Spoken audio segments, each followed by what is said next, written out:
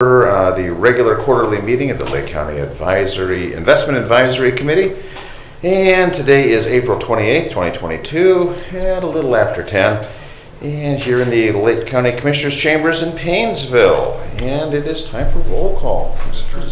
Sir? The date? Did I say the date wrong? Just August 4th. Oh, good heavens, August 4th. I am so sorry. See, this is what happens when you read from things. Thank you, sir. August 4th. Thank you, 2022. For the roll call, I would like to first welcome Commissioner John Plechnik. He was recently appointed to the Investment Advisory Committee. So welcome, John. Thank you, Mr. Treasurer. And so the roll call, Commissioner John Hamercheck. Present. Commissioner John Plechnik. Present. Treasurer Mike Zurin, present. Okay, very good. So we have our roll call, and we have before us the request for approval of the meeting minutes of April 28th, 2022, waiving the reading thereof. Motion to approve. Second. Discussion?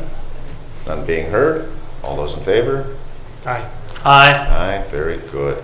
All right, and let's see, old business. We have the old business. Any old business? Hearing none. None. Moving on to new business. Investment review. Batter up. Perfect. Thank you very much. I appreciate it. Very nice to be here on a nice summer day. Indeed. Clearly, it's been a very interesting market conditions as well, but as we had discussed last time, the county continues to benefit from the rising interest rate environment that we are in as a result of the higher levels of inflation. The Fed, of course, does issue a periodic projection on where they believe will be the appropriate level of the overnight rate. And on page 3, we have that projection laid out, and what it shows is kind of the evolution of the Fed's guidance as it relates to that overnight rate. And so going back a little over a year ago, expectations were that interest rates would remain very low for longer.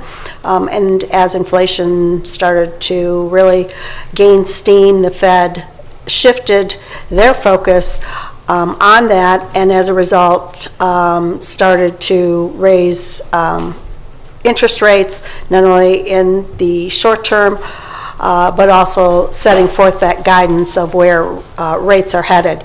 So as we look at the top line there on the June of 22, the summary of economic projections, we can see that the Fed is forecasted that they would move that overnight rate up to closer to 4%. The rate hikes we have had in 2022 so far have pushed that overnight rate up to a range of 2.25% to 2.5%. Of course, higher interest rates have impact on the consumer, and we have begun to see that particularly in the economic numbers, the GDP numbers for the U.S. So while the Fed's forecast here for GDP was revised down at their June meeting from where they were projecting in the March meeting, we have since had additional data which has shown that the first half of 2022 has had negative growth in the U.S. economy. First quarter being at 1.6, second quarter being at 0.9% negative growth. So in order for the U.S. economy to meet the Fed's forecasts, we would need the second half economic growth to be close to 5%. We think that's highly unlikely considering the trend of many of the numbers that we are seeing from the employment side, as well as the continued impact of higher prices, not only on the consumer, but on businesses as well. On the labor market side, we have a new chart here. This is looking at what we call the Jolts Report, which is measures of course, the job market. The bottom line is the number of open positions, and when this report was run, we were at a range of just about 2 open jobs per person who is available to take those jobs. So we clearly were experiencing still an abundance of open positions. That has started to trend down. We did have an update on that number. It didn't make it in the report. The trend is that that number is starting to compress. We think as this economic slowdown becomes perhaps more prolonged and even perhaps deeper, as the Fed may continue to raise that overnight rate, that we will see compression in the number of job openings relative to folks looking for a job. So we believe that will translate into perhaps not really seeing a significant drop in the unemployment rate, because as companies who had open positions now are seeing their demand for their goods or services drop, we believe they'll just start to pull those help wanted signs down before they go to that next step of starting to lay off people. The quits rate, of course, has been elevated. Coming out of COVID, a fair amount of people who determined they quit their job and did not go back to work, but we are now starting to see again that statistic start to adjust as particularly those folks who were retired now are seeking employment because, of course, when you're in a fixed income situation and prices are rising, you either make up that difference in prices by cutting into your savings, borrowing money, or you increase your income in another manner. So these are some impacts to the economy that we are seeing as a result of not only the inflation but the higher interest rates. And of course, inflation has been on a tear with the consumer price index on a year-over-year basis at 9.1%. These are levels we have not seen in 40 years. And even the core number, which excludes that volatile food and energy elements at 6%, is still extremely high. We know the Fed would like to see the inflation numbers back down to that 2 to 2.5% range. And the only tool really they have to address that is increasing interest rates. They've acknowledged that there's many components that feed into inflation that are what we would call in the economics world rather inelastic, meaning that the consumer or the business pays the price irrespective of what that price is because they can't reduce their demand. And that's particularly where we see the energy and food components continuing to have that great impact on the consumers and businesses' pocketbooks. We have started to see some shifts in consumer behavior as it relates to what they spend their monies on within the other components.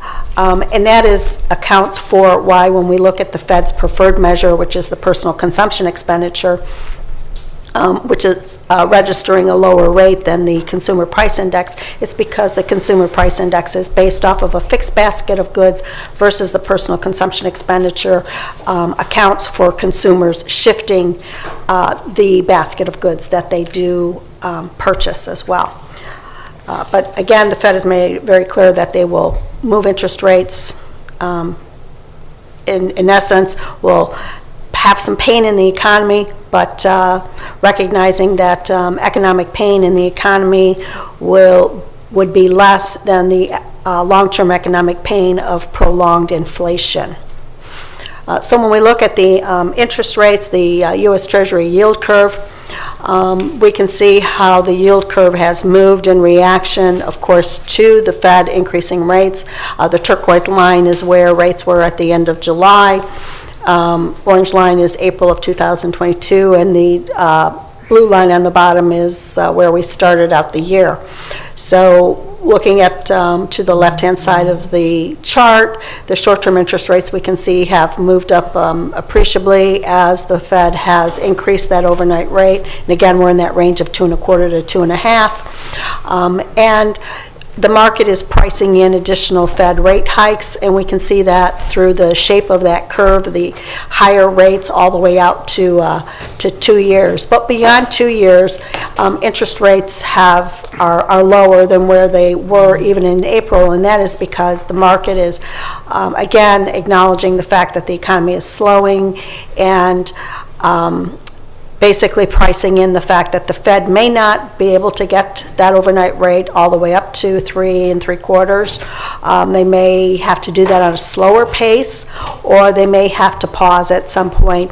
And if the economic downturn becomes prolonged and deeper, the Fed may even be compelled to have to start to lower rates. But that all being said, we're certainly in a much better position interest rate wise than what we have been here, if we go back since March of 2020, when the U.S. economy and the world basically shut down and the Fed lowered interest rates back down to zero. So that being said, we continue to think there's benefit, of course, to continuing to invest monies on a balanced approach with a little more of a tilt, though, to the shorter end. So if we want to flip to page 9, which is the county's investment portfolio, this is where we stood at the end of June. The securities portion was just under $172 million. Asset allocation were invested in diversified across the asset classes that are permissible under state law and permissible under the county's investment policy. The weighted average maturity of all of the holdings is just shy of that midpoint, so we're at 2.22 years, and the weighted average yield is now at 1.23%. To put that into perspective, we started out the year with the portfolio yielding 0.93, so we can clearly see how the reinvestment of the securities has been accretive to the overall portfolio yield as we have been reinvesting in this rising interest rate environment. Our last quarter's purchases actually on average are yielding just shy of 3%. And this quarter coming up, we have about $10 million maturing that we are looking to reinvest, and we anticipate that we will be reinvesting those funds at on average slightly higher than 3%. Yeah, if I can make a comment, Mr. President. Sure. Yeah, I just want to thank Mrs. Stanek. She has really been a wealth of knowledge and has so much expertise in the investment strategy for Lake County. We did talk about a few things, and one of them was moving more funds out of cash into securities in the month of August, which would capitalize on the 2-year maturity rate, which is about, I think you said 3.15%. Yes. Which is it's the highest yield that's been available in a long time, and also the benefit of when the $39 million that is maturing over the next 12 months into about a 2-year maturity yield, which would be at the 3.15%. It's almost tripling the investment return on those monies. So I just wanted to point that out and thank Mrs. Stanek for that. Thank you. Yeah, from an overall perspective, we think, as I had said, that our tilt will be more to move down a little bit on the curve at this point. We have $60 million maturing beyond the 3-year period, so we would look to let much of that a little roll down, so that currently we have 34%. That $60 million represents 34% of the portfolio. We would look to let that roll down to become less than 30%. So yes, to Treasurer's comments, as we're reinvesting funds, it will be in that shorter term, and then the additional monies as well will be in the shorter term. Mr. President? Sir. It's news to no one that inflation is high. We're all experiencing it firsthand and personally, but I do think we're going to continue to see a trend of elevated inflation for some time. Unfortunately, it is not transitory, as some politicians in D.C. said. And we're now hearing that Washington is planning another major spending bill, ironically named the Inflation Reduction Act of 2022, but it includes many tax increases, much more spending. We all know that printing money causes inflation, so unfortunately they're saying one thing and doing another. As the spending continues, the inflation will continue, so we have to be ready for that as we reinvest Lake County's assets. Unfortunately, as long as they continue to spend more than we're taking in, inflation is going to continue as well. Thank you. Yes, excellent point. Yes. Thank you. All right, are there any further questions here? Comments? On point as always, thank you. Thank you very much, really appreciate it. Okay, very good. Is there any other new business to come before us? Is there any other new business? All right, hearing none, I'll entertain a motion to adjourn. A motion to adjourn? Second. Very good. All those in favor? Aye. Aye. Thank you. This meeting stands adjourned. And we will roll directly into our commissioner meeting here.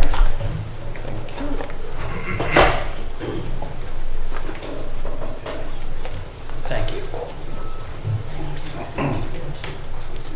We're hoping. Course correction. Calling Commissioner Time. Calling Commissioner Time. Thank you. And we got Mayor Morley holding him hostage back there. Jeez. Thank you. You have to give him back.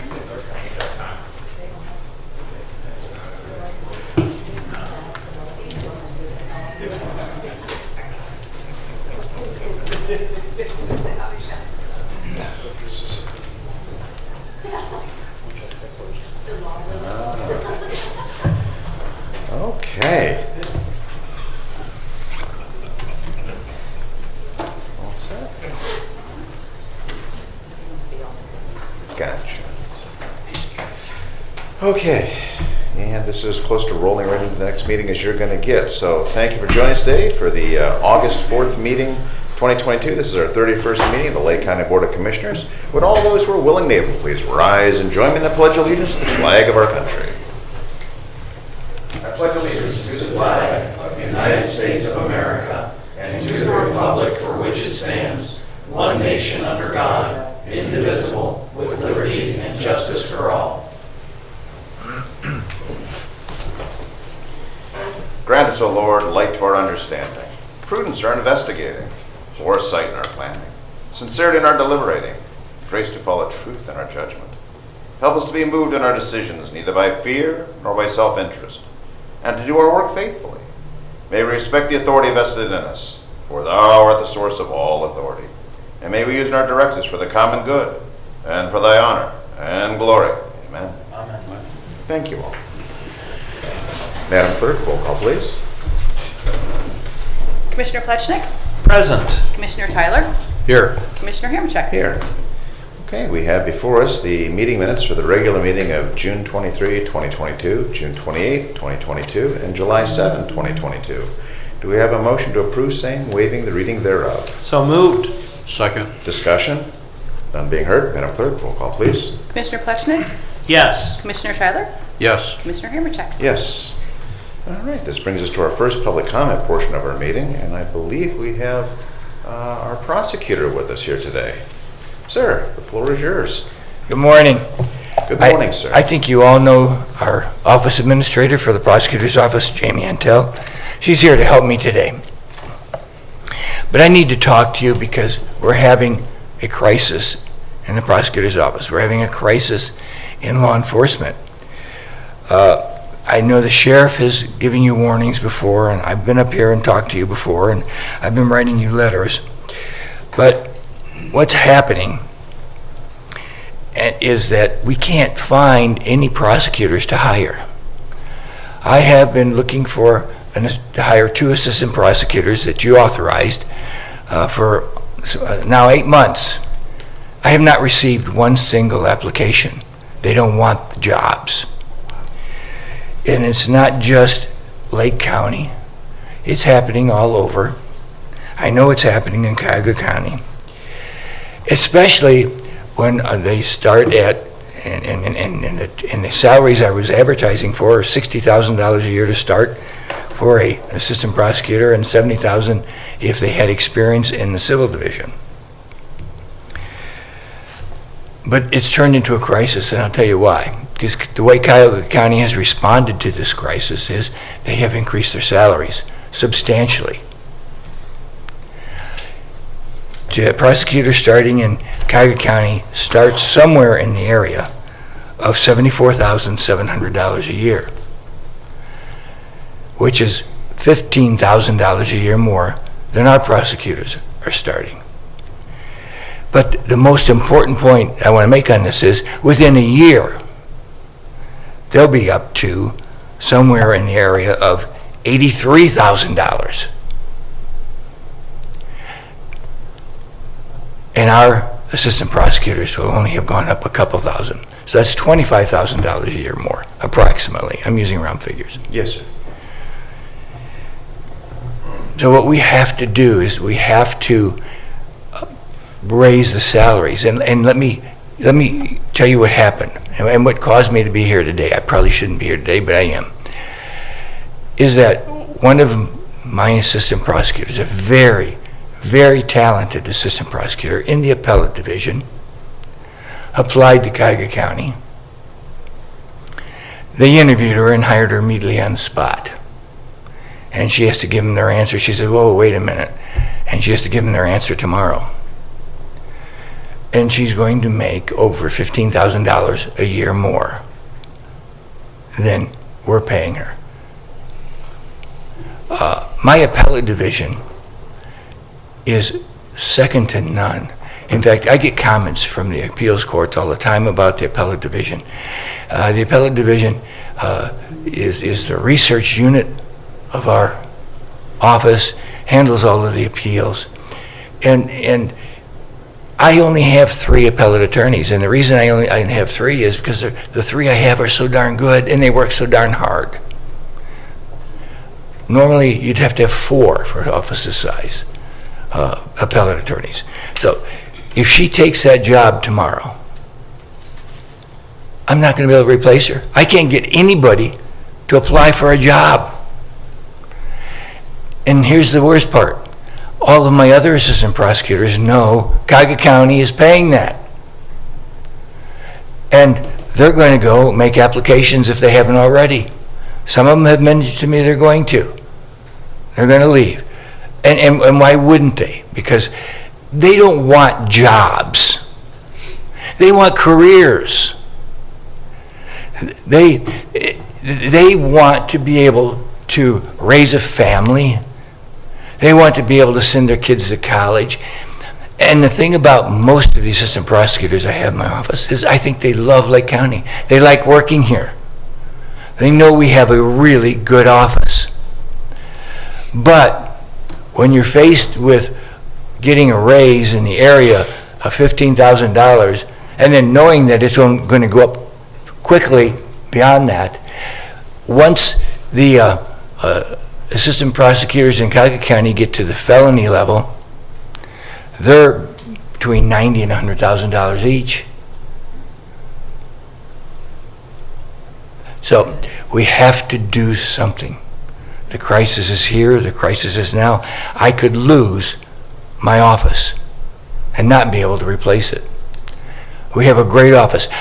I now have, and the people I have now, when you look at the caliber, I've never had this much talent at one time in the office. These are fantastic lawyers. They're dedicated lawyers. They're hardworking. And let's say I lost them, and you gave me money that people would apply and I could hire. It would take me years to replace these people because they're trained. They know what to do. It takes a long time to become a good trial lawyer. It takes a long time to become a good appellate lawyer. It takes a long time to become a good civil lawyer. And it just doesn't happen overnight. It takes years of experience and training and learning the craft, learning the trade, learning the profession. So what I need from you is a large increase in our salary so I can keep my people, so we don't lose the prosecutor's office, because the office is nothing but the people. It is only the people. That's what it is. So we don't lose the people. So we don't lose this talent. And what it will take, we've sat down and we went through the numbers. In fact, Jamie was up late last night doing it. It will take $60,000 on an annualized basis. It take $60,000 a year. Excuse me. I misspoke. $600,000 a year. It will take $600,000 on an annualized basis. Now, for this year, it would be annualized. I think we have 8 pays left. But that's what it's going to take to just match those salaries, not exceed them, to just match those salaries. I was talking about Cuyahoga County, and Cuyahoga County is our competition. We're Northeast Ohio. They're the people who are paying the money. That's where my people are going to go. That's where other people who are not applying in our office, I can't get anybody to even apply. So we have to do something. The safety of Lake County, the ability to prosecute cases properly, to make sure that we have the experienced lawyers, to make sure that we are tough on crime, we have to have this infusion. I know it sounds like a lot, and it is a lot. There's no question about it. But it's the reality we're in now. The world has changed. And if we want to keep the prosecutor's office functioning anywhere near where it is now, it's going to take $600,000 a year on an annualized basis. And it's going to need to take a commitment. Now, some of my assistant prosecutors here, they came up here because they're interested. They like Lake County. They love working for Lake County. But like I said, they want a career, and they want a commitment from the commissioners that the commissioners understand the sacrifices they make, and they make tremendous sacrifices. In fact, I would like some of them to come up and talk to you. I think some of them might, to tell you what it's like when you're trying a case, when you're trying a murder case, and are working night and day and weekends, and away from your family. When you're working on appellate briefs that have to go to the Supreme Court. Some of them are here, and I think some of them may want him to talk to you, and I'm going to encourage them to do that. Because you need to get the feel. You really need to understand what it is they're going through and how hard they're working for Lake County citizens. If we don't give me the money that I need to keep the assistant prosecutors, and I lose them, our safety in Lake County will be hurt. There's no question. We will not be able to remain tough on crime. We will not be able to put away the criminals. So I'm here. I've written you in the past about this, and we've talked about it, but I didn't know that this crisis was going to appear so quickly, and it has. It's here, it's now, and we've got to take action. Time for talk is over. We've got to, if we're going to save, literally, if we're going to save the talent in the prosecutor's office, we have to do it now. Thank you. Thank you, sir. Jamie, did you want to add anything? I'd just ask that some of you prosecutors come share, please.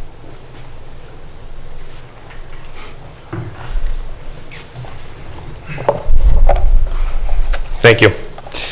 My name is Adam Downing. I'm an assistant prosecutor with the office. I've been at the office for just coming up on 5 years. And if I could just have you pause. One of the reasons for anybody watching why we're not giving addresses, they are protected because they are prosecutors and their safety is at issue. So if you hear a name, that's fine, but if you do not hear an address, there will be no addresses reflected in our meeting minutes. Am I saying that correctly, Mr. Hackman?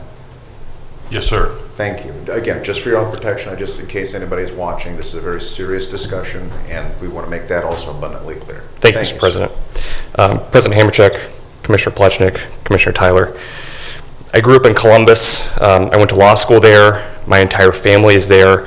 And when I graduated law school, many in my class were celebrating new jobs where they would make more money than one could imagine. There were even jokes about it made, I remember. My graduating class had t-shirts made that said, "Class of 2016, Billing a Better Future." Well, that never sat right with me because I became an attorney to serve others, not bill them. And I knew I would be a prosecutor because I was going to stand up for those who were victimized, those who could not speak for themselves, and I wanted to serve and protect the public by doing what is right. And that comes at a sacrifice. Some in my graduating class started at salaries that are higher than I would expect to make after 30 years of public service, and they will never have to worry about finances. But to a public servant, the student loans that are a reality of higher education amount to a mortgage payment or more, and that's something that drastically affects everyday life. So the attorneys who choose to make that sacrifice are a select group of individuals. Now, I chose to come to Lake County right after school, and I have to say, looking back, now that I've been here, I'm so lucky that I did. My wife and I live happily in Willowick, and I'm blessed to have the opportunity to serve my community. I chose to come to this office because of this office's commitment to doing the right thing, even when others may not. And what I found here was more than I could have wished for. I've worked many jobs in my career, the State Public Defender's Office, multiple defense firms, prosecutors' offices that aren't here. And without a doubt, the assistant prosecuting attorneys here that sit behind me are the finest attorneys I've ever worked with. Each of them embodies the commitment to justice, and they have accepted the duties of being a public servant. It is an honor to work with them, and it's an honor to work under the direction of Mr. Colson. Police officers, judges, the community, and even defendants know this office's reputation for being tough on crime. But I don't think our county is tough on crime. I think we simply do the right thing. But that is no accident. It's because of these individuals' commitment to putting in the time on each case needed to properly serve justice. Now, our job is not 8 a.m. to 4:30. Yes, we are here during those times, but most weeks we work more than 40 hours. We often work late nights here at the office and at home. We work weekends. It is common for me to come in on a Saturday and Sunday and find other attorneys here as well. During trials, I typically get here at 6:30 in the morning.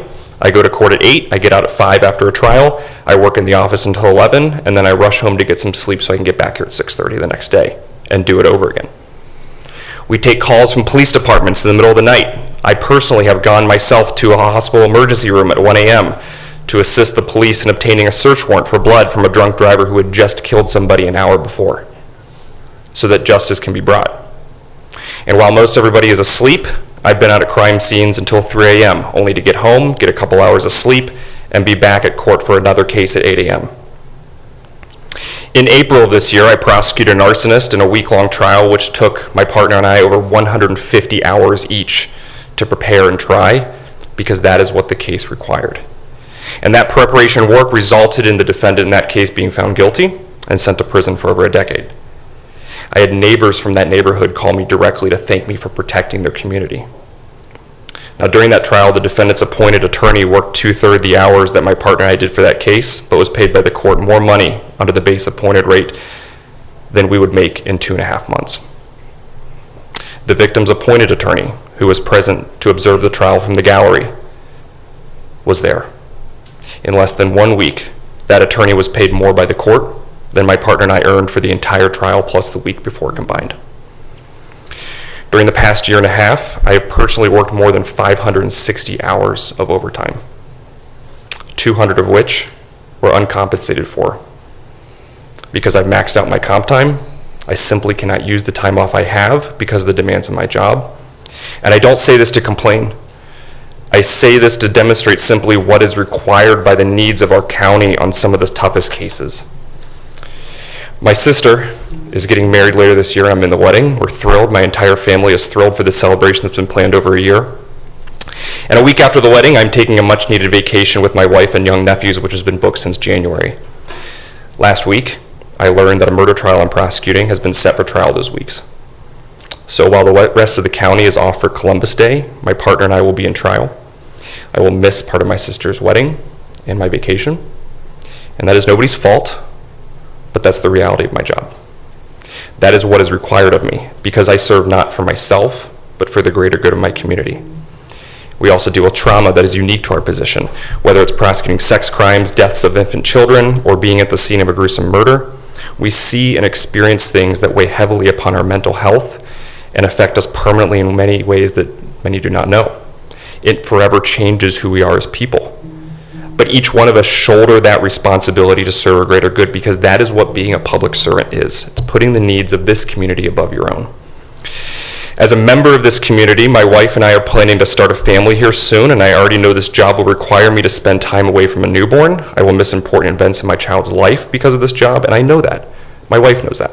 We've accepted that. However, having a child means that your responsibility as a provider extends not just to yourself. It extends to your family. And given the financial sacrifice I made to become a prosecutor and the loans that amount to a mortgage payment, I cannot afford the necessary child care. I'll need to purchase a car so my wife and I can both care for our child. I cannot afford this in my current position. However, neighboring counties such as Cuyahoga County offer this opportunity. There are assistant prosecutors with the same level of experience as myself doing the same job that I do here, make $20,000 to $30,000 more. And for me, that difference is not about greed. It's not even about being properly compensated for the work I do. It's about being able to have a family. It means obtaining childcare so I can continue to work and devote time to this job. It means being able to purchase a second vehicle so my wife can take our child to doctor's visits while I'm at the office preparing for a trial late into the night. The decision between two of the same jobs in different counties is purely a financial one. Staying here in Lake County means not being able to start a family. And when you provide for a family, continuing to stay here simply becomes irresponsible. But I love this job, and I love this office, and I love this county.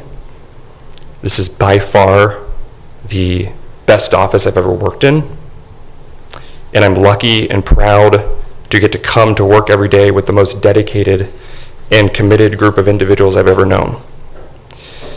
Lake County deserves a committed group of assistant prosecutors such as this one, and I want to be here. But the current disparity here is just an untenable situation. Thank you. Sir, thank you. Anyone else wishing to address the board at this time? And again, for reasons previously stated, no addresses will be entered into this meeting or into the meeting minutes. Thank you. Sir. My name is Eric Feusel. I'm also with the Lake County Prosecutor's Office. Gentlemen, we work a job that is selfless. The prosecutors that sit behind you put the hours in and day out. I think Adam laid it out perfectly here today. I was born and raised in Lake County in Willowick. My heart is dedicated to Lake County. That's where I live, that's where my family lives. And about 1 month ago, I was blessed with the news to find out that we're unexpectedly going to be having our third child. What should be a blessing became a moment of panic. We sat through, and we're present here today, and we hear about the inflation and the rates that continue to go up. Our salaries have not. We have not matched that by any means. But when I say my heart is dedicated to Lake County, I don't just mean in my profession here. I serve the community as well. I serve on our Planning Commission for the City of Willowick for Mayor Regovich. I serve on the Willoughby East Lake Library Board. I love my community. I want to serve my community. The addition of a new child brought some very, very stark realities to us. The salary that we make is not enough to support a family of three, which is what we, of 3 children, which is what we will be. In the last month, I've learned that my home was not going to be big enough, so we had to go through the process of putting our home up for sale and finding a new home. We had a wonderful interest rate on our old home. You all are very familiar with the interest rates are today. And we had to go to a bigger home. We are staying in Willowick because we love our community. But that means our mortgage payment is now doubling. The cars that we both drive are no longer big enough to fit a family of what's going to be 5. We have to purchase a new vehicle. These are realities. Many of the people that sit behind you that will probably speak today have had opportunities come up during their tenure. I've been with the prosecutor's office since 2015. Prior to working at the prosecutor's office, I was in private practice. I've done both sides of the fence, if you will. I've made a very good salary before I came to the prosecutor's office and was well aware of the commitment that I was making and the reduction in salary when I came. But the difference now, and for many of the people that are before you, is we are families. One of the things that Chuck has always said, and Mr. Colson has always said, is family first. Whether it was time needed to be with the family during a point of crisis or time needed to be with my wife when she got the news, was no question from the office, go and take care of your family. I can't say that we're going to find that in other counties, but there becomes a certain point when financially it's completely irresponsible of me to continue to work the job that I'm working.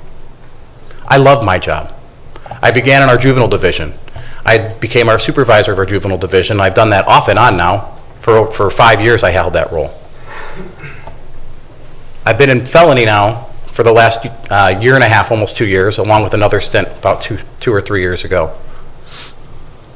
We love our jobs because we love the person we work for. Chuck, and when you hear the words, why do you do your job and what are we here for, and we say justice, that's not a joke in Lake County.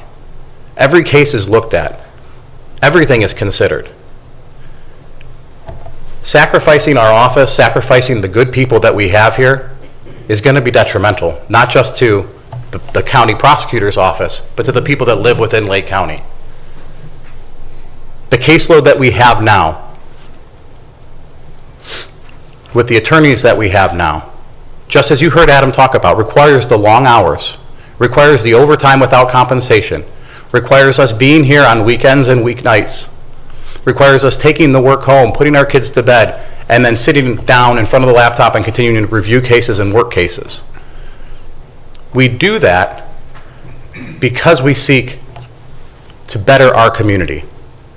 The vast majority of us live within Lake County. The vast majority of us want to continue to serve Lake County.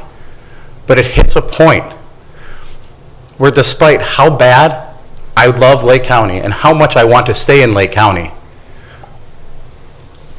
the amount of money that is out there to continue to prosecute, to continue to have a career prosecuting, which is what many of us strive for, is too great. It's too great. I live in Willowick. The commute to downtown Cleveland is equal in distance to the commute to Painesville. We're right in the middle. I don't want to go to Cuyahoga County, but I have a family. I have to meet those inflation rates. I have to meet the sacrifices that I will have to make. One of the first things I did when I found out we were going to have a third child was say, hey, Chuck, do you have any issue if I have to start taking on private civil cases outside, start doing wills and estates just to put food on my table? And if I'm doing that at night, that's going to take away from being able to review those cases. These are the things we have to do, take on second jobs. I'm a prosecutor. I went to law school, and I'm looking at taking on a second job to feed my family. It's unacceptable. It's unacceptable. So it is a plea. This is a crisis. This isn't just a situation of we would like more money. We're past that. We're past that now. So I ask you to consider it. Thank you. Sir, thank you. Anyone else wishing to address the board? Thank you, ma'am. And again, if I could restate for those watching and reviewing meeting minutes, there will be no addresses for reasons previously stated. Thank you, Commissioners. My name is Jenny Azori. I'm Assistant Prosecutor. And at the end of this month, I will have worked for the office for 16 years. I began in juvenile, and I've been in the felony division since 2009. I'm the mother of 2, but I'm a Cuyahoga County resident. And I drive 45 minutes each way, 5 days a week, to work here. Because I love the office, and I do love Lake County. I love helping the citizens and the taxpayers of Lake County, and I love doing justice. Because I can go home at night and I feel good about what I do, as everyone else behind me does. But I'm not going to lie. To hear that I could be making $20,000 to $30,000 more in my home county and not have to drive an hour and a half every day gives me pause. I always knew that Cuyahoga County attorneys made more than Lake County, but $5,000, even $8,000, it was worth it for me to work in this office. $20,000 to $30,000, that's a lot of money. In the seriousness of the cases that this office deals with, again, I've been here for 16 years. We used to have one pending murder case a year, maybe 2. We have 7 right now. And you can't just put any attorney, you cannot have an attorney right out of law school lead a murder case, okay? You need experienced attorneys that know how to handle a homicide, know how to handle aggravated robberies and aggravated burglaries and child sex offenses that carry life tales. This job takes quite the emotional toll. My coworkers talked a little bit about that, but what many people hear in the news and see, you know, in their feeds on Facebook or in the news about what happens in their communities, the homicides, we see those firsthand. We go to the scenes. It is real for us. We can't just scroll past it. Whether it's having to look at autopsy photographs of a 3-month-old baby, or helping a child victim of sexual abuse face their accuser in court in front of 12 strangers, the jury, the judge, multiple attorneys, maybe family members of the suspect. Or being woken up when you're in bed on a Saturday night by the sheriff's office because they just had a double homicide. And you have to go to the scene. And then spending 21 months investigating that double homicide. Only to have the suspect commit suicide after a 2-week trial, moments before the verdict is read. And then realizing that you and the rest of the prosecution team had just 10 minutes prior walked past the vehicle that he was in with that loaded gun.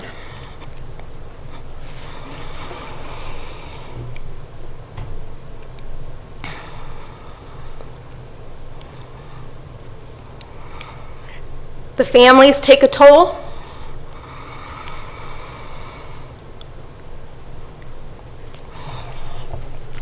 It is imperative. I'm sorry. Please continue.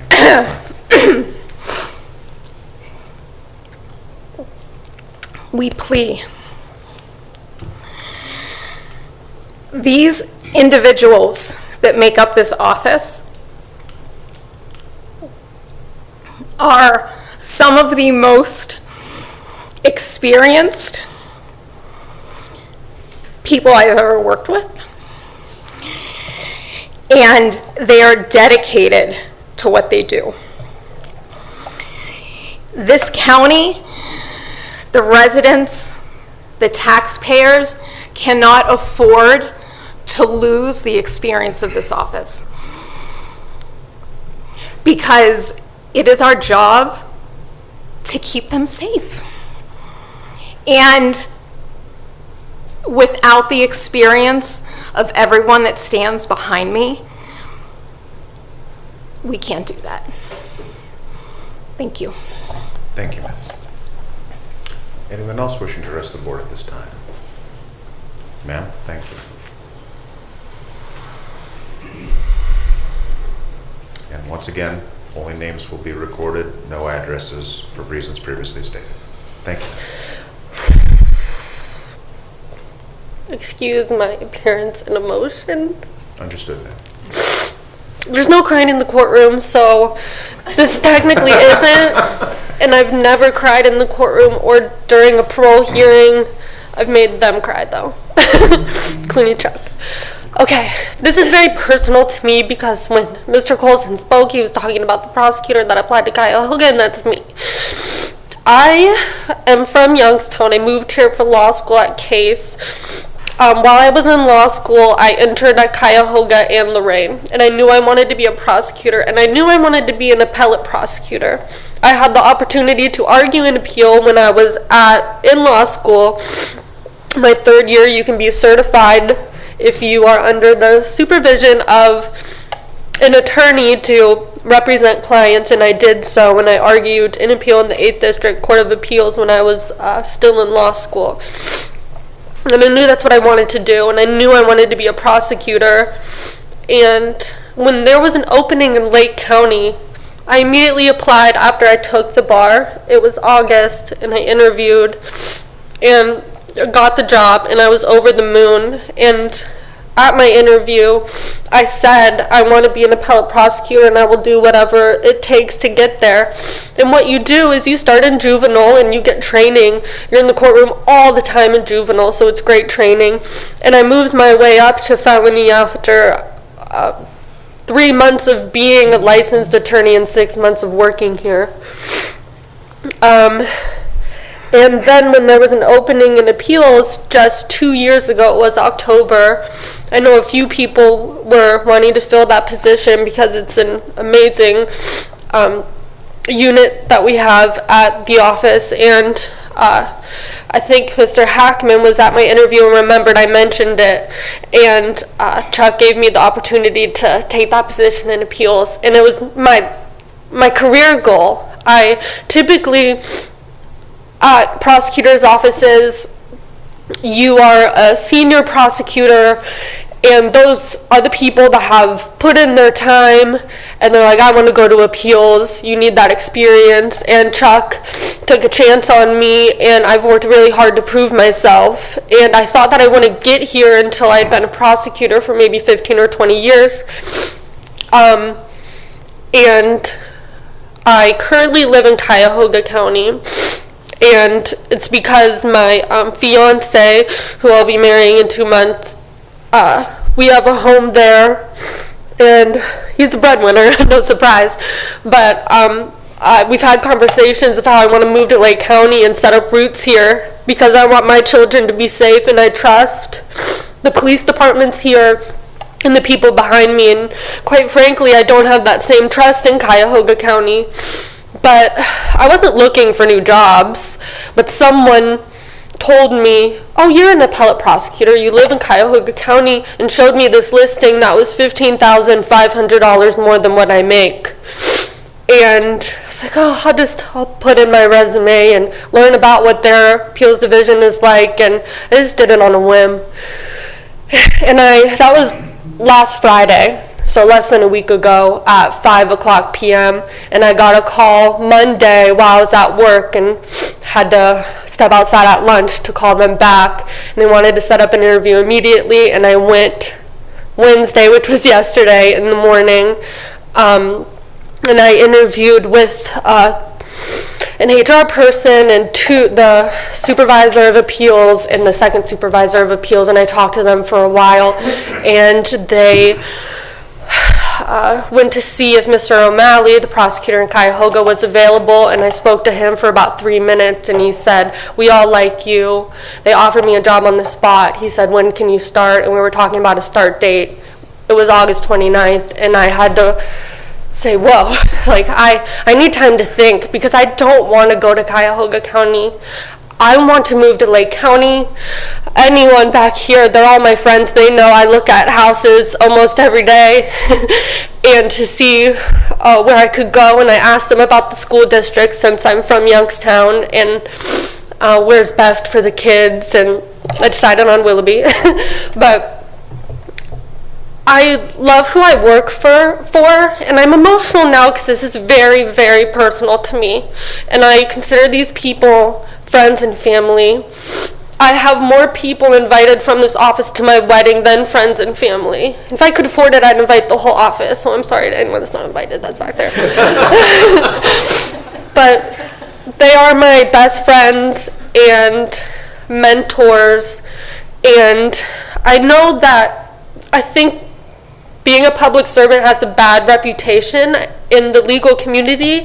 I know that some legal professionals believe that people become public servants because that's all they can get, because no one wants to do it, because it's hard and you don't get paid much.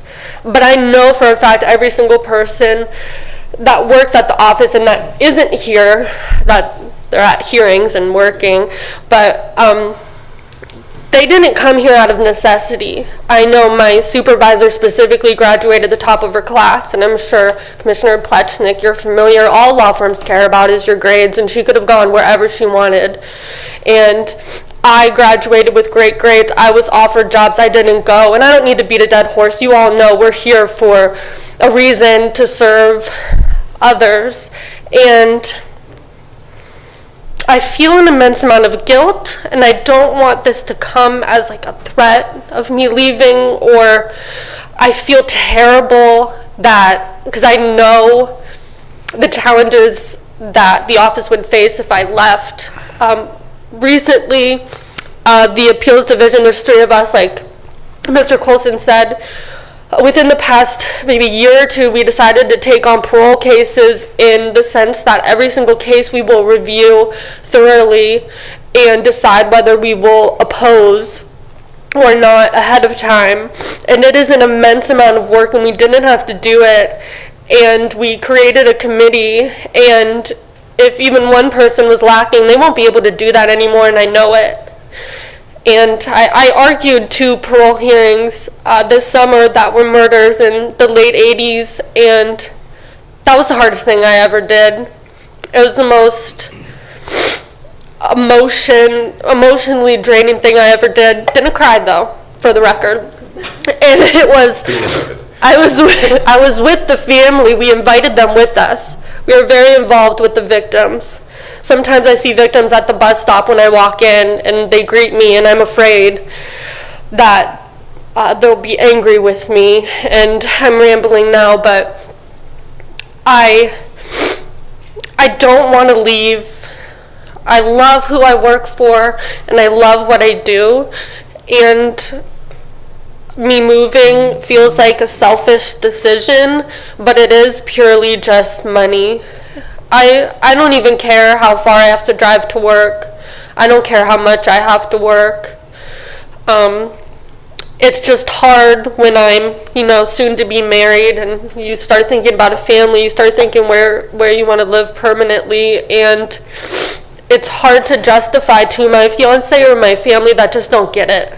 They don't understand. And the last thing I'll say is what I told Jamie yesterday when I met with her, who is the head of administration. She's here today. She was standing with Chuck.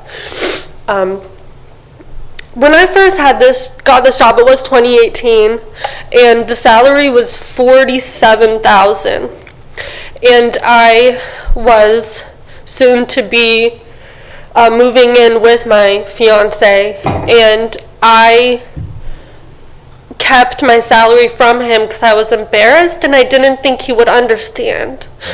And I remember the day I let it slip, the number, and I cried, and I was so upset because I didn't want him to know. He saw me as a strong woman, the strong attorney. He was with me when I was in my 3rd year of law school. He knows everything.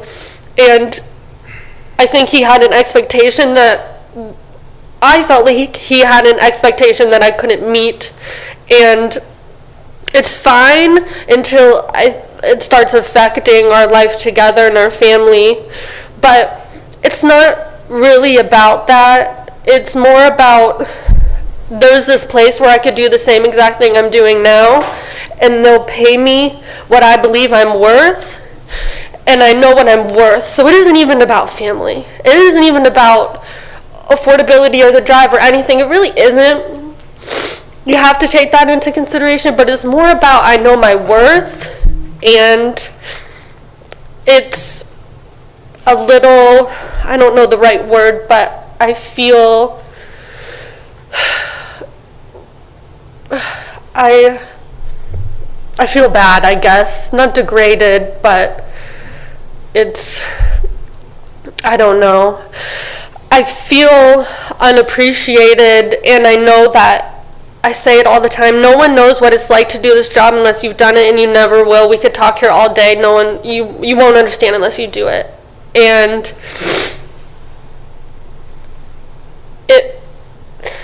I know no one will understand, but I hope that at least I could be paid what I'm worth and what I know everyone behind me is worth. And I wish I didn't have to make this difficult decision by tomorrow, which is, like Chuck said, it's not a job change, it's my career. And I risk burning bridges in Cuyahoga and here, and I just hope that you really consider and take what we have to say seriously. Thank you for your time. And before you go, just, although we're not putting addresses in, your name for the record. Oh, I'm sorry, Christy Winter. Thank you, ma'am. Sorry, thank you. No, quite all right, quite all right.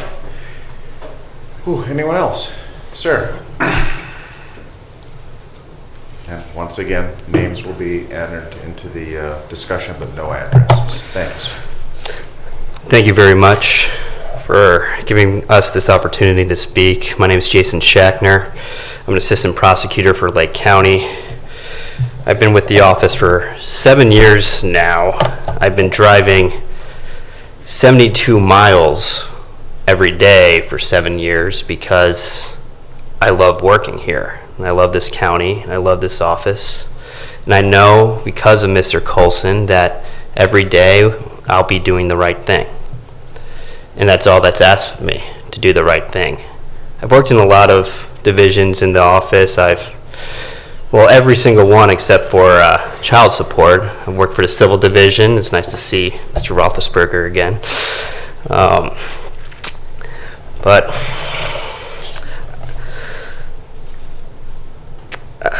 I'm just here to discuss a bit about what it takes to be a prosecutor and what it is and what we experience every day in this job and the sacrifices that we make.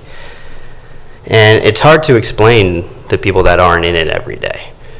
And for example, I've been involved in several murder trials that lasted 2 to 3 weeks, where you're with the victim's family, you're with your colleagues, you're going over that evidence every day, you're viewing the photographs, the autopsy photos over and over again. I don't think I could say it any better than what my colleagues say, but I'll say this, that we are unique. Lake County is about where we're situated in terms of the cases that we see. We're different than Lorain County. We don't deal with the west side suburbs of Cuyahoga County. We're dealing with the east side suburbs of Cuyahoga County, where the income disparity is a little different. And as a result, we see different cases that bleed over to our eastern cities here in Lake County. And from 7 years ago, these cases have rose exponentially. Our caseload has. With technology, the complications of these cases have rose. We have to know what hash values are. We have to know how to read call detail records. We need to know where to find certain data within computers and how to parse that data, what databases to look into.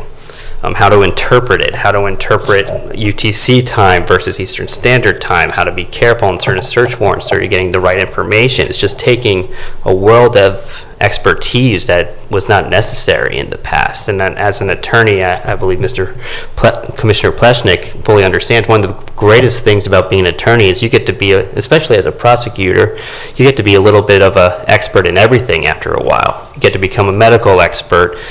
We have had, unfortunately, have to deal with child deaths with more frequency lately, and learning about the medical expertise that goes into that. Psychological.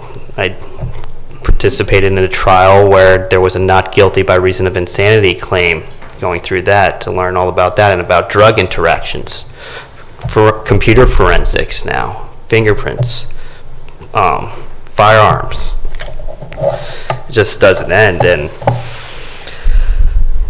And also on the point of where we're located is that we often hear, and we sometimes see it in dash cam videos, that defendants, when they are picked up and they realize that they're in Lake County, they're very upset about that.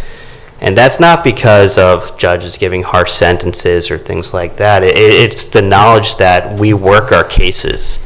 We get our cases when they're bound over. We're with that at the grand jury. We take them to trial. We are highly invested. We investigate every opportunity there is. We follow up. We call the police departments that were the initial investigators. We ask them to do more work on it. We don't let go. We don't give our cases away. They're not going to see significant plea bargains unless it's the right thing to do.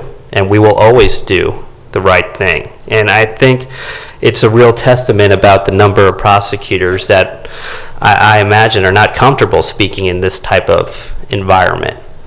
Because we do this job because it's pretty much one of the only jobs you can feel good about as an attorney at the end of the day, that you did the right thing.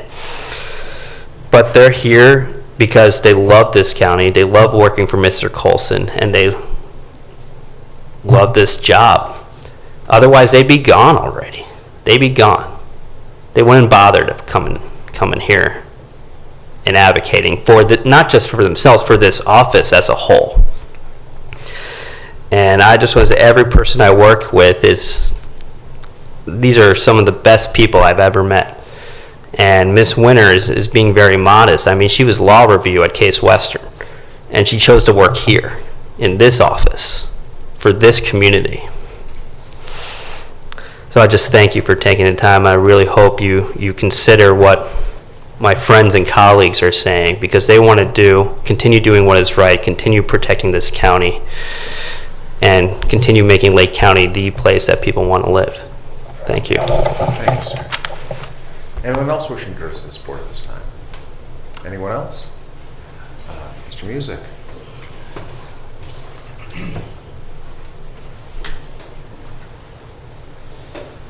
And as we have demonstrated, we are not adhering strictly to the 5-minute rule given the complexity and details of the discussion at hand. So the floor is yours, sir. Okay, John Music, 45 Coventry Drive, Painesville Township. As you all know that have been here, and I've come a long time, I always say there's nothing more a higher priority than law enforcement in this county or this country.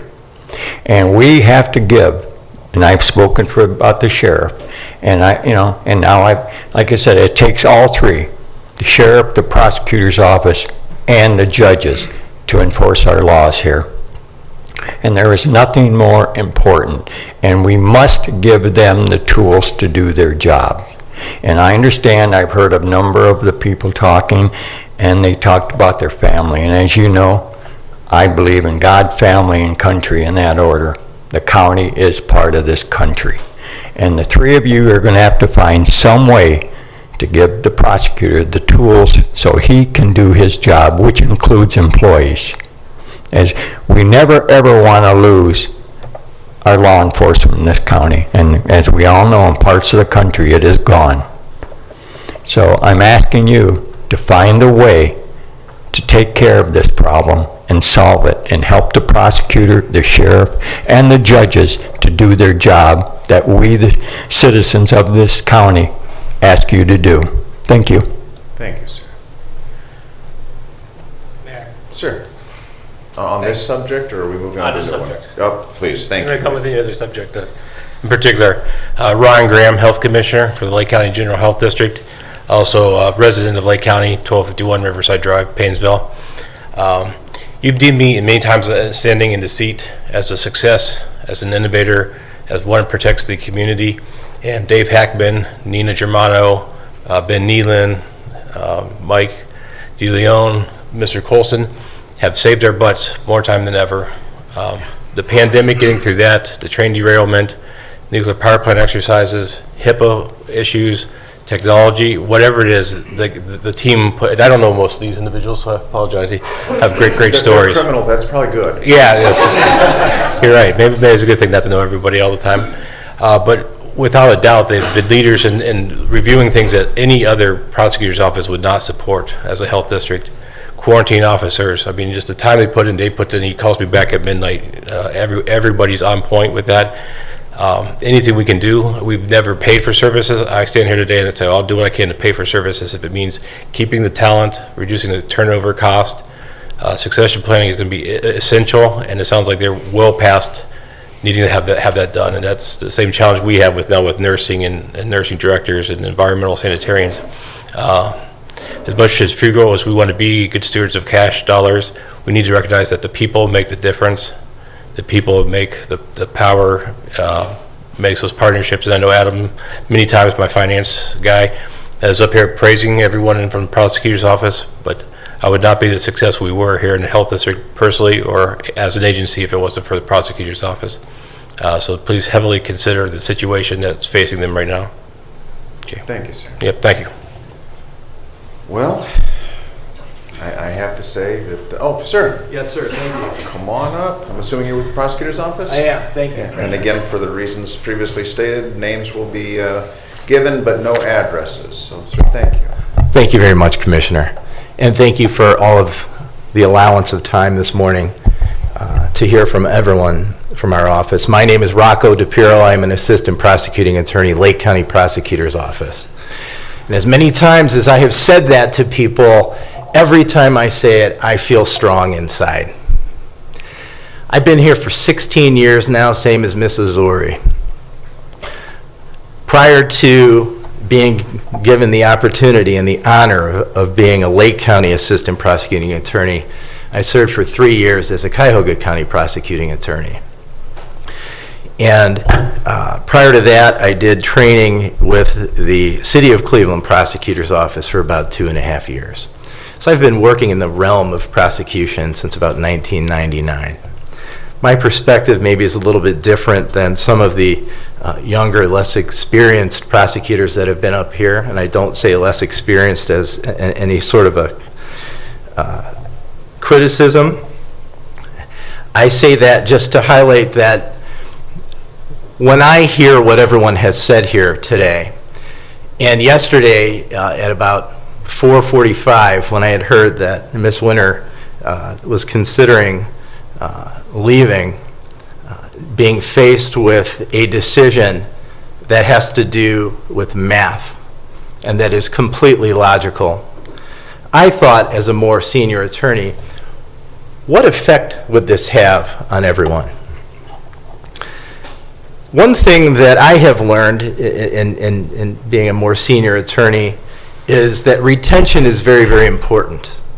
Retaining the same prosecutors in the office over time is valuable to the average citizen.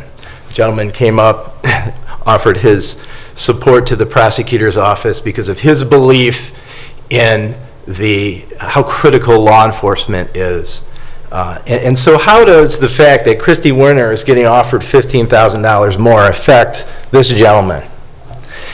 It affects him and all of us in Lake County greatly. I'm going to tell you why in a minute. Training. Mr. Colson's comments, he mentioned that it takes years for a prosecutor to get to the point, in any division, felony, appeals, juvenile, to get to the point where they can do an effective job in a time-efficient manner. Years. And that's not just driving to work, getting there at 8 o'clock, leaving. That's not staying, like Mr. Downing said, till 11 o'clock at night, trying to get a few hours of sleep. Years of training don't involve just being in the courtroom. It involves speaking with other prosecutors in the office, being taught by them, being mentored by them, learning from their experiences, not reinventing the wheel. And when you do not retain prosecutors, what you are doing is you are having to reinvent the wheel with every new prosecutor that comes in. If they're new, which they're going to be, because if we can't get people straight out of law school to apply for positions, we should not expect that we are going to get experienced prosecutors from other offices to apply for positions, because it is math that is money. So, given that truth, we have to consider that if we do not retain people who have experience, who have invested their time, and who we have all, the more senior people, invested our time and our hopes in, then we are reinventing the wheel continuously. And what effect does that have on the gentleman who came up and said, we got to support, and on his family, and on his neighbor, and on his neighbor's neighbor? The effect is we have prosecutors in the courtroom against shark defense attorneys who have been doing this for 20 years, 30 years, who are salivating when they see a 25-year-old walking into the courtroom with their file. And I know because I've been there, and I've been that prosecutor who's been the shark food. I'm also the guy now who can take those people on. That's because I have had the benefit of being mentored by excellent prosecutors in our office, at the Lake County Prosecutor's Office, who have been there for years. The Honorable Judge Mark Bartolotta. I was a prosecutor when he was a prosecutor. He was the major felony prosecutor. I learned so much from him. Chief Assistant Karen Kowal. A lot of who I am here now and what I can do in the courtroom is because of conversations I had with Chief Assistant Kowal. Chuck Chihaki, another prosecutor with our office many years who retired. So many things I learned just from watching him. People who come in every year, every 2 years, reinventing the wheel, they aren't going to get to see that. And that affects the community. When people, and Mr. Schachner, I'm glad he said that because it's been my observation as well. So here you have two independent prosecutors in the office who now we have the benefit of watching all these dash cams, and you can hear what the defendants are saying. Because what happens is the police puts them in the cruiser and says, all right, have a seat, we're going to just figure out what's going on here, and the defendants take out their phone, they call their buddy, and they say, yeah, and then they tell them where they are. Yeah, I got pulled over off of 306, I think, what? And they go, what? Lake County? And they go, damn! I've seen it happen. Excuse my language. That's what they said, not me. Seen it happen multiple times over the year.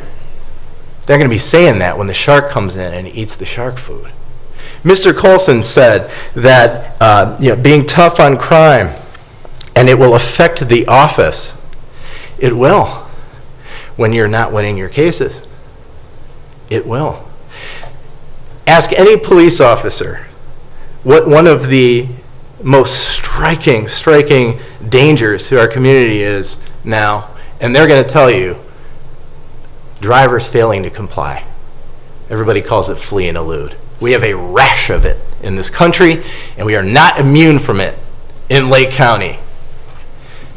Everybody from outside of our county who is a criminal, who doesn't want to go to jail, who has a warrant, or who thinks that they just don't have to listen to the police because that's how it is where they live. When they come to Lake County and our officers chase them, they're shocked. They can't believe it. We start making concessions about how we prosecute cases based on money, based on resources, and that wall comes down, and we can't do it. And that is the difference between living with order and chaos.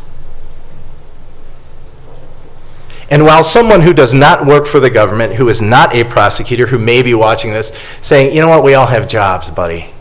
We all have to stay late sometimes. All right? We all wish we made more money. We all don't want to miss our sister's wedding. Okay? What is being said here is everyone here is proud to do that and happy to do it, But you know what? I can do that same thing right next door over here, and I can make another, bring home another $1,200 a month after taxes that I can go to the grocery store. Microphone, sir. I apologize. I got to talk to the The microphone. viewing audience. Oh, The camera I behind you. can't help myself. It's okay. I'll keep you on track. Thank you, I got Commissioner. a gavel too. So. I rarely apologize. use it. Yeah, I apologize, Commissioner. Thank Oh, you for you're keeping me on track. Thank you, sir. Thank you. Powerful words, and they deserve to be heard, sir. Thank you very much for that. I'm glad you feel that way, because it's true, and I wouldn't normally get up and speak like this, but it is striking to me that when Mr. Colson uses the word crisis, and anybody who knows Mr. Colson knows that every word comes out of his mouth is crafted and accurate. And so the word crisis is an alarming word. And so as a more senior attorney in the office, when I look at the prospect of possibly double-digit prosecutors leaving our office, that is a crisis. And it will affect the gentleman who came up here and spoke his comments, because necessarily due to resources, crime cannot be prosecuted the way it is now with that reality. When it's a number of math. A number of the assistant prosecutors who came up and spoke before you this morning mentioned Mr. Colson. And they said Chuck, and they said they love working for this man, and they spoke about this man. And I'm old enough now, and I've been around long enough, and I've seen people come and go long enough to know that Mr. Colson is not going to be in his position forever, as much as he wishes he could, and we all wish that he could. Someday he's not going to be there for one reason or another. The reason I mention that, I don't want that day, Chuck. I want you here as long, forever, okay? The reason I mention it. Weekend at Bernie's, that's not. No, we won't do weekend at Bernie's. But it's funny you say that, because my point in bringing that up is, and it relates to retention, what we have all learned from Mr. Colson is part of us as a prosecutor. It is how we do our job. It differentiates us from virtually anybody. And I would wager that you could go and get a directory of defense attorneys, close your eyes, go like this, hand pick one, call them and ask them, and they'll say the same thing that I'm telling you right now. It comes from this man, but it is an ideal. It transcends this man. And the ideal that Mr. Colson has led this office with is part of how we do our job. If the people that have this ideal that has become part of us are not part of this office, then that ideal is not part of the office. And someday when Chuck's not here and nobody is left, having passed on that ideal, we've lost more than a man. We've lost a way of life in this county. So I say that to you from the perspective of a more senior attorney who's been around. I remember 10 years ago, we would get a gun case in and we'd say, oh my God, this guy had a gun. I would say that the majority of cases that we get now involve a firearm. When we have cases, when we had someone in possession of a firearm, perhaps they also possess drugs, and we put what's called a firearm specification on that. That's a big deal. Someone that's mandatory prison, somebody's going to prison for at least a year, maybe 3, maybe 5, depends on how they used it. That used to be something that was an eyebrow raiser. Now it is a common occurrence. So I say that because when you have the type of crime and the nature of the crime get more serious over time, and that goes up, and you have the experience level of the prosecutors who are handling those going down, that is going to affect the average citizen. It is. So, the flee and elude example is really, to me, the most striking thing. I mean, I've talked to police officers that say this happens to us all day long, every day. They would have to create an entire unit of their police department to go investigate those. But our office does them, and we hold the line on them. That cannot happen if we lose everybody. This is a matter of math. through the years, God knows, prosecutors don't get paid what they should, neither do teachers, neither do a lot of people. But what you are hearing today, in real time, from real people, is we're going to leave because of math and because of money. And I am telling you, from my perspective, doing this job for a while, is that will hurt us. Thank you for your time. Thank you, sir. Anyone else on this subject? Sir?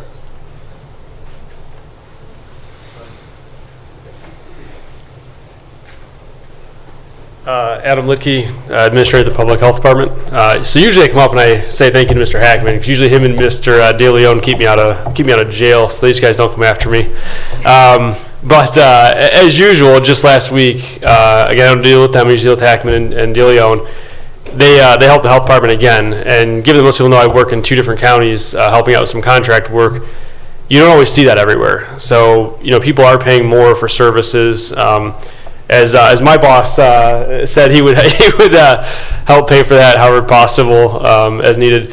We did lose one of the people that was under Mr. Hackman that helped with the health department, and we were able to. That person taught me a lot of how HR things and other things go. That saved us money in the long run, and it's that experience that you have throughout the county. And I think that's what's important here, is that we have that experience throughout the county. We've seen it in other counties as well as in this county, is that sometimes you have to rethink how the cog works. With some IT things with other places I work at, they've started saying, all right, per occurrence or per help desk, you pay X, Y, Z. And it helps them ensure that they keep the qualified person there and helpful. Because if there's nothing more frustrating than calling somebody in who has no idea what's going on, they don't know the program, they don't know the health department, they don't know, engineering or something else, and you have to re-explain everything to them and spending 4 or 5 hours on it for what someone else took 30 seconds to fix a year ago. Just my 2 cents on that. Usually it's to thank Mr. Hackman here, but I'll thank Mr. Colson, his whole team, the whole team as well. And then also I just want to say thank you for all of you showing up at the county fair. It meant a lot to us, obviously, in the county, and helping with drive the bus, having Mr. Pleasure behind us, Mr. Tyler there, and Mr. Regovich as well. Obviously, it means a lot to everybody there to have you guys out and supporting everybody. So thank you. Thank you, sir. Anyone else on this subject? Anyone else? Okay, my turn to weigh in. Thank you. A public meeting is the only place that the 3 of us can have a candid conversation where discussions, deliberations, and decisions can take place. I realize I'm talking to a room full of attorneys right now, but it's probably good to hear that feedback coming from your elected officials, that we have a basic understanding of the law. Our Lake County justice system is a great asset to the people of Lake County. That justice system builds bridges, not burns them. So thank you for pointing that out. Our Lake County justice system is in danger. The severity of crime is increasing. The complexity of crime is increasing. The people of Lake County are very generous, but that generosity does have its limits. There's a real concern about how much money is being pulled out of the Lake County economy. Property taxes, that's a wealth tax, pure and simple. Sales tax, that's consumption. I think you can tell where I'm trending here.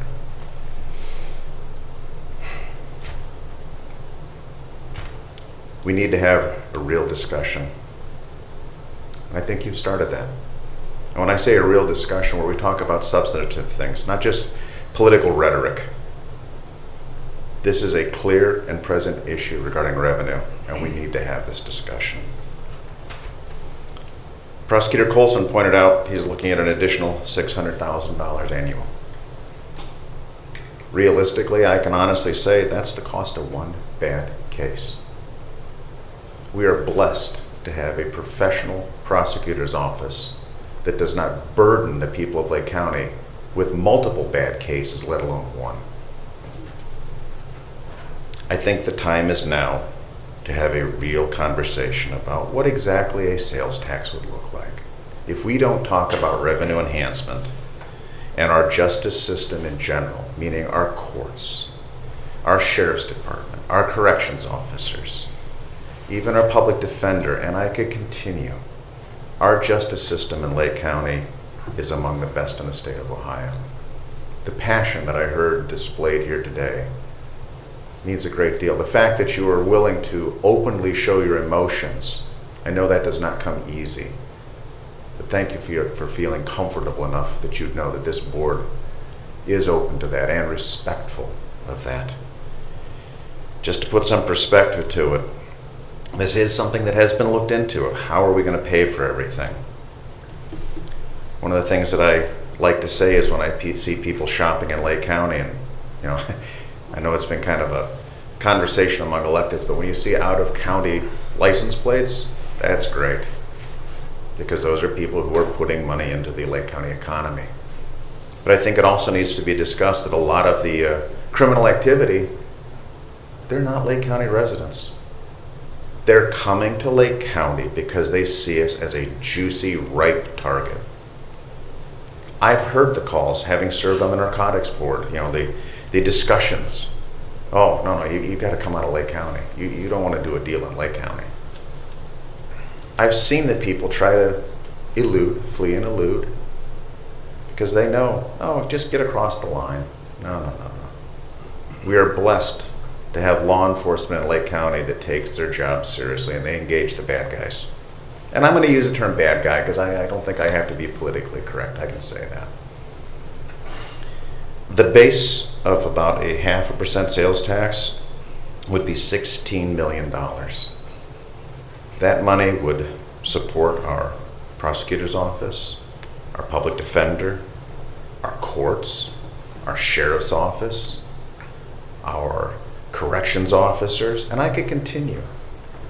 We are blessed also to have our sheriff in the audience, and Sheriff Liam Bruno, I'd hope that you'd be able to add to this conversation. And Prosecutor Colson, I hope that you would support us on taking a look at an honest look at revenue enhancement. We are actually at a point where if we were to meet every obligation, the funds are not there. They're not there. We're going to have a serious, honest conversation about enhancement. And it can't be one of these, well, if we give a little here and take a little back there, can we please just discuss our needs? And to your crew's credit, they have articulated their position in an exemplary manner. Prosecutor Colson, I thank you and I commend your team for coming in here today. And I'm going to say, hopefully opening the floodgates to having an open, honest conversation on this subject. So, Sheriff, I don't know, sir, did you want to add to this? Because I know your department is one that's being challenged as well. You're losing deputies to other counties. I know you're losing corrections officers. I don't know if you want to add to that in regards to the whole situation, the fact that we're also looking at a jail replacement project. We've got a lot going on. Sir, thank you.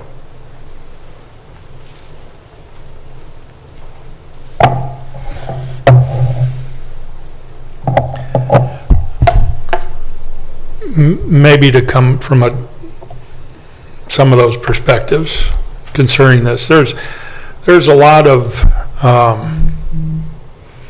citizens who could share similar stories in terms of the financial impacts of their jobs.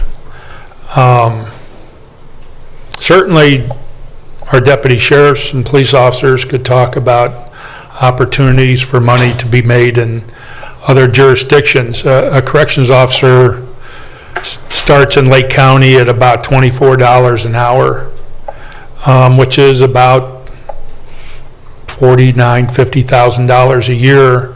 In Franklin County, they can make about $95,000 a year. But maybe from a different perspective. In that perspective, one of the attorneys talked about here is the criminal justice system here in Lake County. The criminal justice system in Lake County is made up really of three facets, and that's police, prosecutors, and the courts. If one of those is weak in the justice system, it's problematic for the citizens of Lake County. And it is true, when police officers in Lake County arrest somebody, there is a surprise when they're coming from Cuyahoga County. They'll say, well, we don't even get stopped for this. You know, why are you stopping us? You mean you're arresting us? Or they get put in the back of a cruiser and they go, I thought it was in Cuyahoga County. this is terrible. I'm going to jail, and I'm going to be held accountable in the courts in Lake County. And that keeps criminality in a large part out of Lake County. If we make the arrest and we can't get people to the court for trial, if there's that backup because we don't have sufficient prosecutors and talented prosecutors to be able to bring them to court and get convictions, it invites people to come into Lake County and say, I can do crime there because I can walk away from these crimes that they do in Milwaukee, that they do in New York City, that they do in Chicago. If we as citizens of Lake County don't want to be those jurisdictions that we read about and watch videos of people being attacked and beaten and those assailants being let out of jail the very next day, if we want to see people brought to justice, we need good police officers, we need to have good prosecutors, and we need to have a good court system. We have all three at the present time in Lake County. But there is going to have to be made a decision. Are we willing as citizens in Lake County to pay for a good justice system? If you look today, look at it from professional sports. They look to attract the best talent so they can have the best team. If you don't attract the best talent, you're out of it all the time. That's okay in the sports world to be out of it, other than your heart might be burdened by another loss by the Browns. But more importantly, you can't take losses in terms of the safety of the community. If you don't have a safe community, you don't bring in good business, you don't bring families willing to raise a neighborhood, to invest in their families, to invest in housing, to invest in business.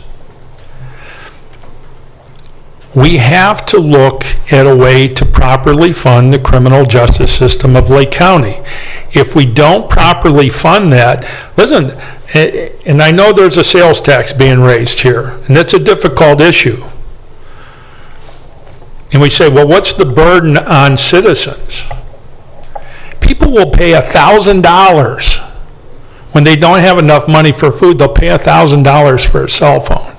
Yeah. People will go to different places. They'll pay hundreds of dollars to go to a professional sports game. They see no problem with that. We have to say, where are our priorities?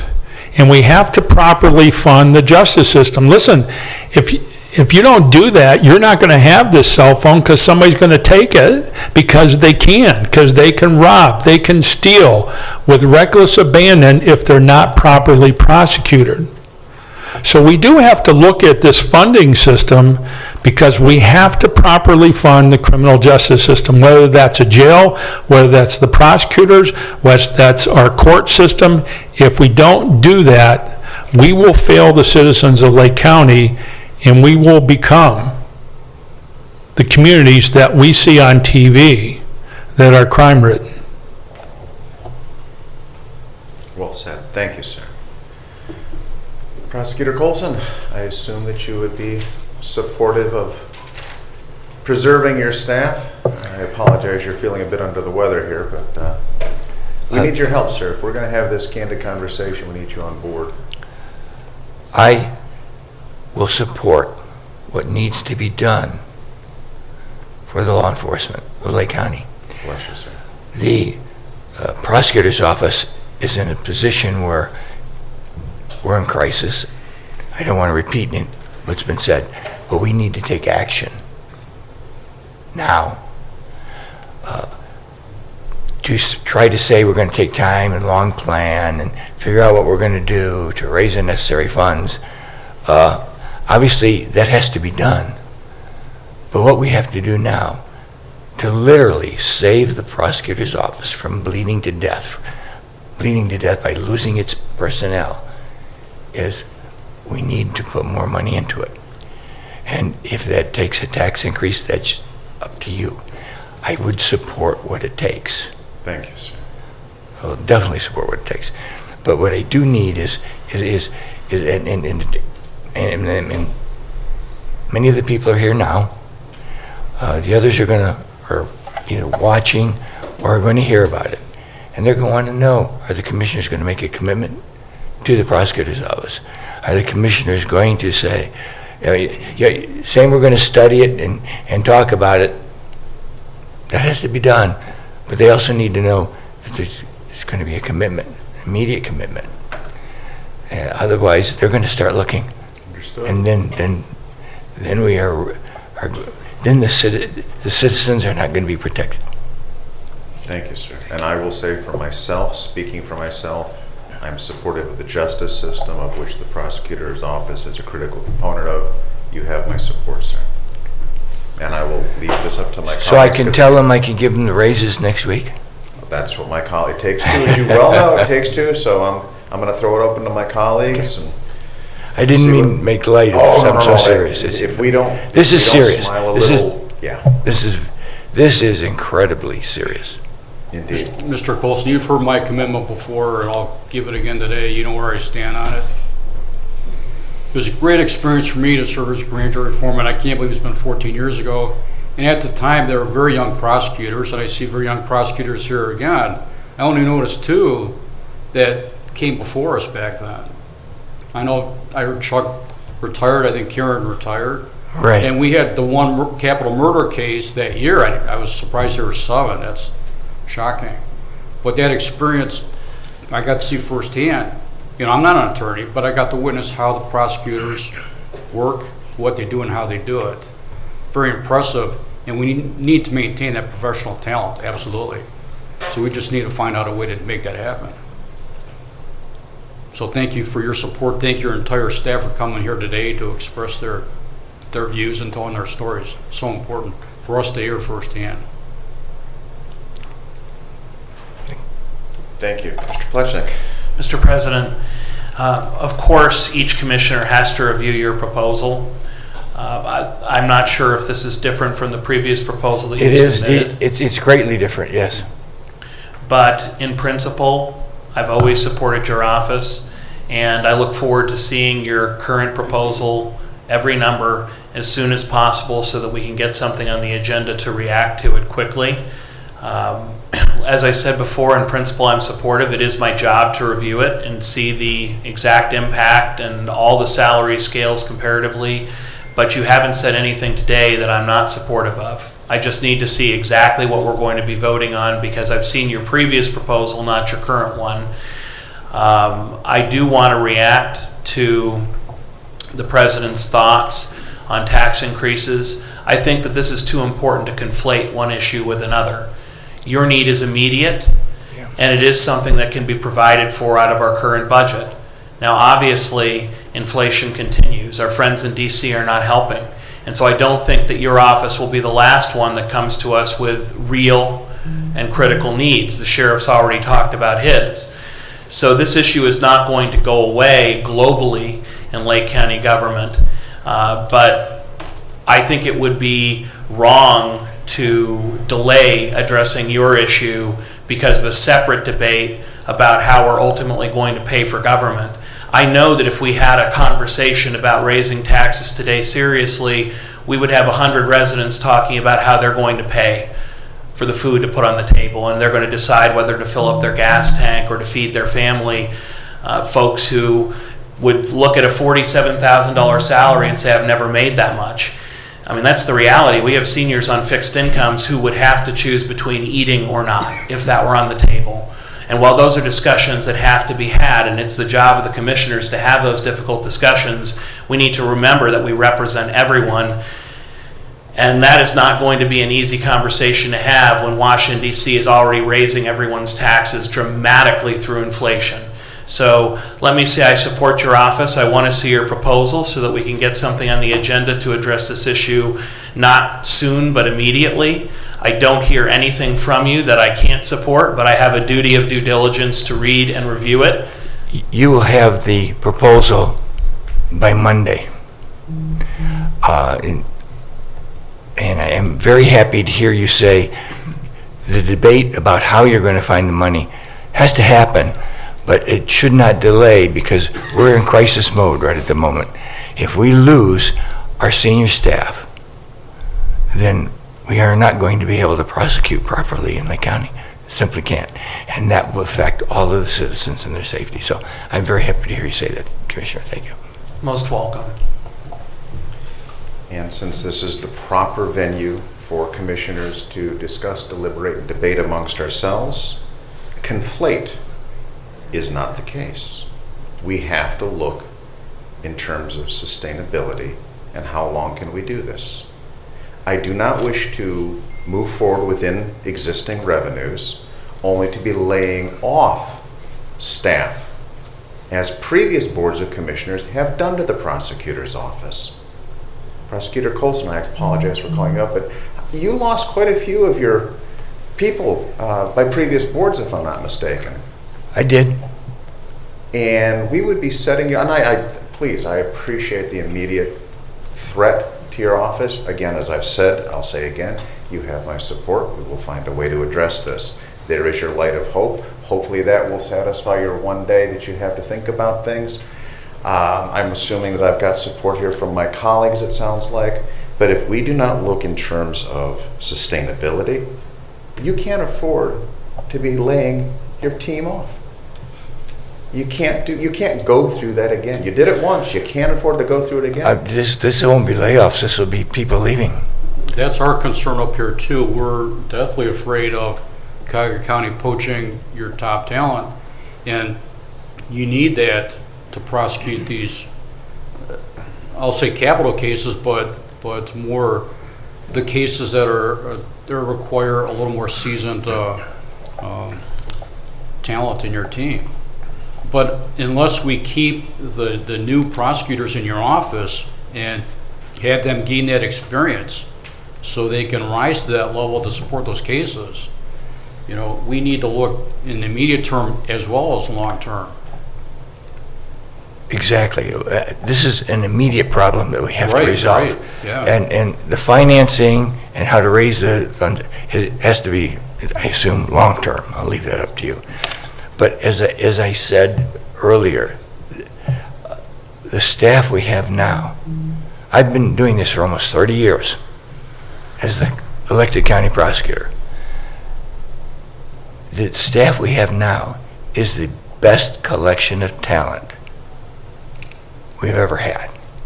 And we just cannot afford to lose it. It's a resource we can't afford to lose.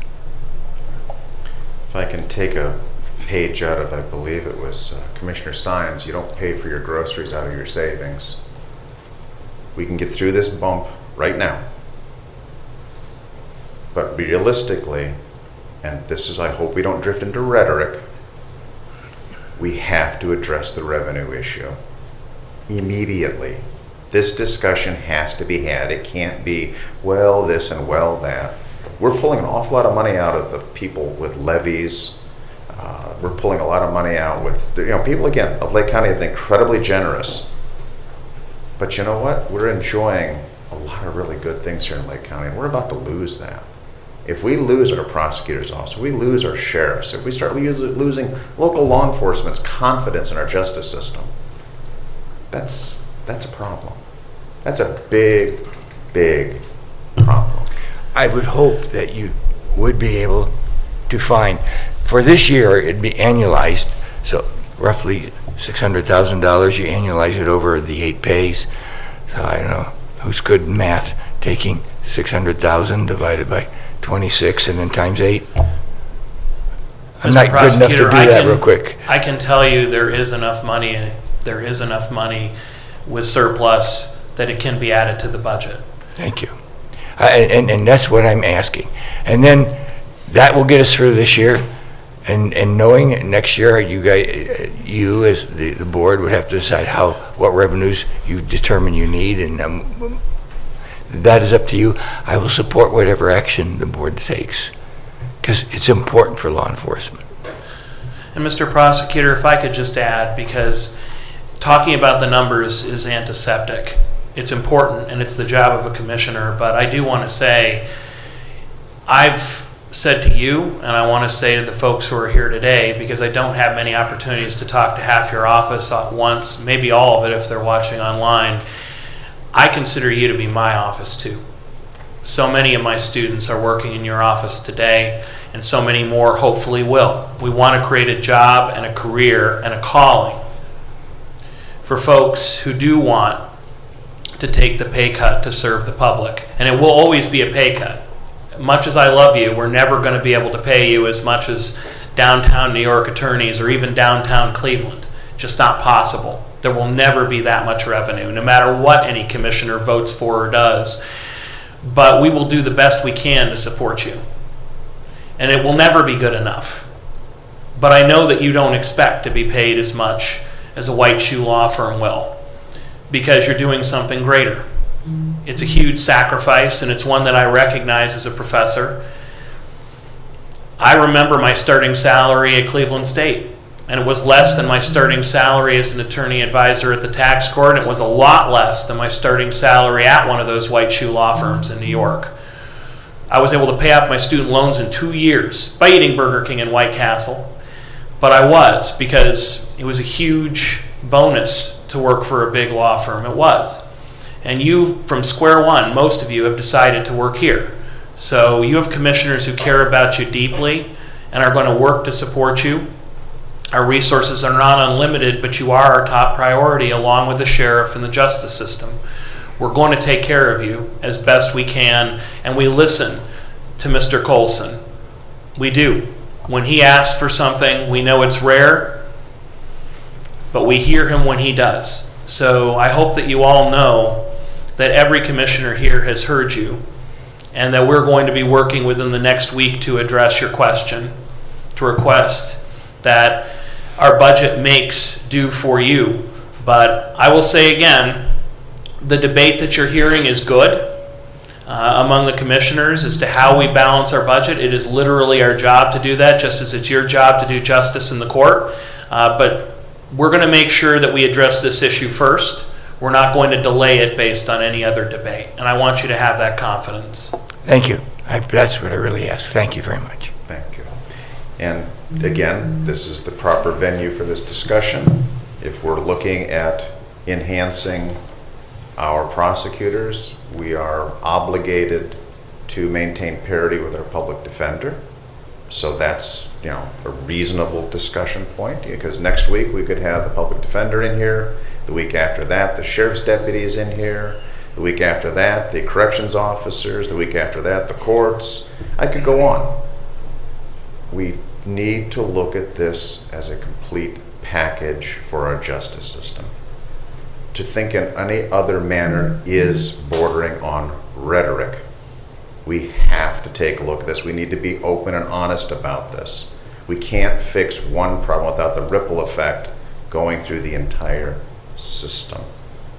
So we need to be very candid, and we're going to have some very difficult conversations. I'm not a big supporter of raising taxes, but at the end of the day, if you're using it, you pay for it. And I kind of like the idea of having Cuyahoga County contributing to the defense of Lake County. So from a sales tax perspective, if we were to look at anything, that's the one that makes the most sense to me.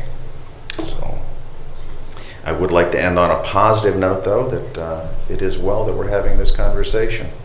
It shows that there's passion, that there's commitment, and that we really do have true servants working for the people of Lake County.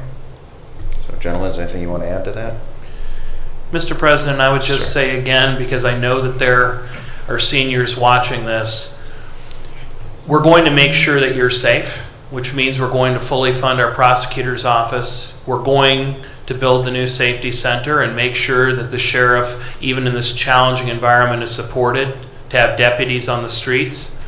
We've worked hard to extend county support to our police departments with a $1.2 million investment of ARP funds. So Lake County is working hard to make sure that we are safer and that we are the best place to live, work, raise a family, and retire. But we're not going to forget about the seniors on a fixed income. The federal government's already raised your sales taxes by raising the price of food and gas to levels where people are having a hard time feeding themselves. Meals on Wheels and the Council on Aging have never been busier. And we're going to protect you too. I will protect you too. As long as I sit in this chair, I am going to make sure that seniors on a fixed income are not forgotten. It is easy to say, let's raise taxes to pay for it. It should always be the absolute last resort of government, because the easy answer is to raise taxes. The math always adds up. I need another $16 million, raise taxes. A few people come in to commissioners' meetings. A few people know what's happening. Most people don't. So we'll just tax the most people who don't, is what a politician does. That's not rhetoric, that's reality. It's what Washington, D.C. has done to us over and over and over again. And I want you to know that whether you come to a commissioner's meeting or not, you are on my mind. I know the pain that you're feeling, and I'm going to protect you as much as I can. I can't control what the federal government does. I have no say over what Columbus does, but with the voice I have here in Lake County, I am going to protect you. I know that seniors on a fixed income cannot afford to pay more. I know you can't, and I know there are many families who cannot afford to pay more. But I believe that being a commissioner requires us to do the hard work to meet our priorities without constantly coming back to the taxpayer and asking for more. Lake County made a very difficult decision, one that a lot of folks disagreed with, to raise sales taxes not so long ago. And that gives us the resources today to make these investments in our prosecutor's office. I will always look at the budget and see what's necessary. I took an oath of office to provide the services, the best services possible to Lake County.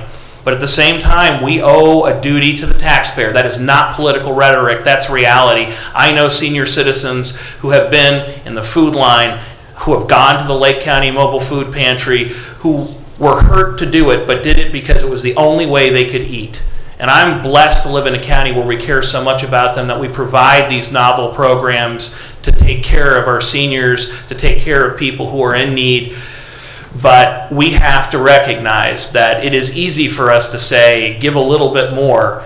There are folks who already have nothing more to give, and we all collectively need to remember that. And that's not your concern directly. Your concern is to protect us in the courtroom, and you do the best job of it in Ohio, and I would say the country. And we thank you for that. It's my job to deal with how do we accomplish that absolutely mission critical goal without adding another burden on backs that are already breaking. So I want to make sure that even as we affirm our 100% support for the prosecutor's office, and we are going to do whatever it takes to get something done within the week, that we also reassure the taxpayer that while we always look at what's necessary for the budget, it's our job, we are mindful of the fact that the federal government has already imposed a completely unfair inflation tax on the people who can afford to pay it the least. And Lake County is not going to add to your burden. Thank you. Mr. Colson, looking forward to your proposal. Thank you. Jamie just told me you might have it by tomorrow. That's great. Thanks, Jamie. Thank you. So, Commissioner Plutchik, I have to ask you, so are you saying under no circumstances you'd consider any kind of revenue enhancement? Is that what I heard you just say?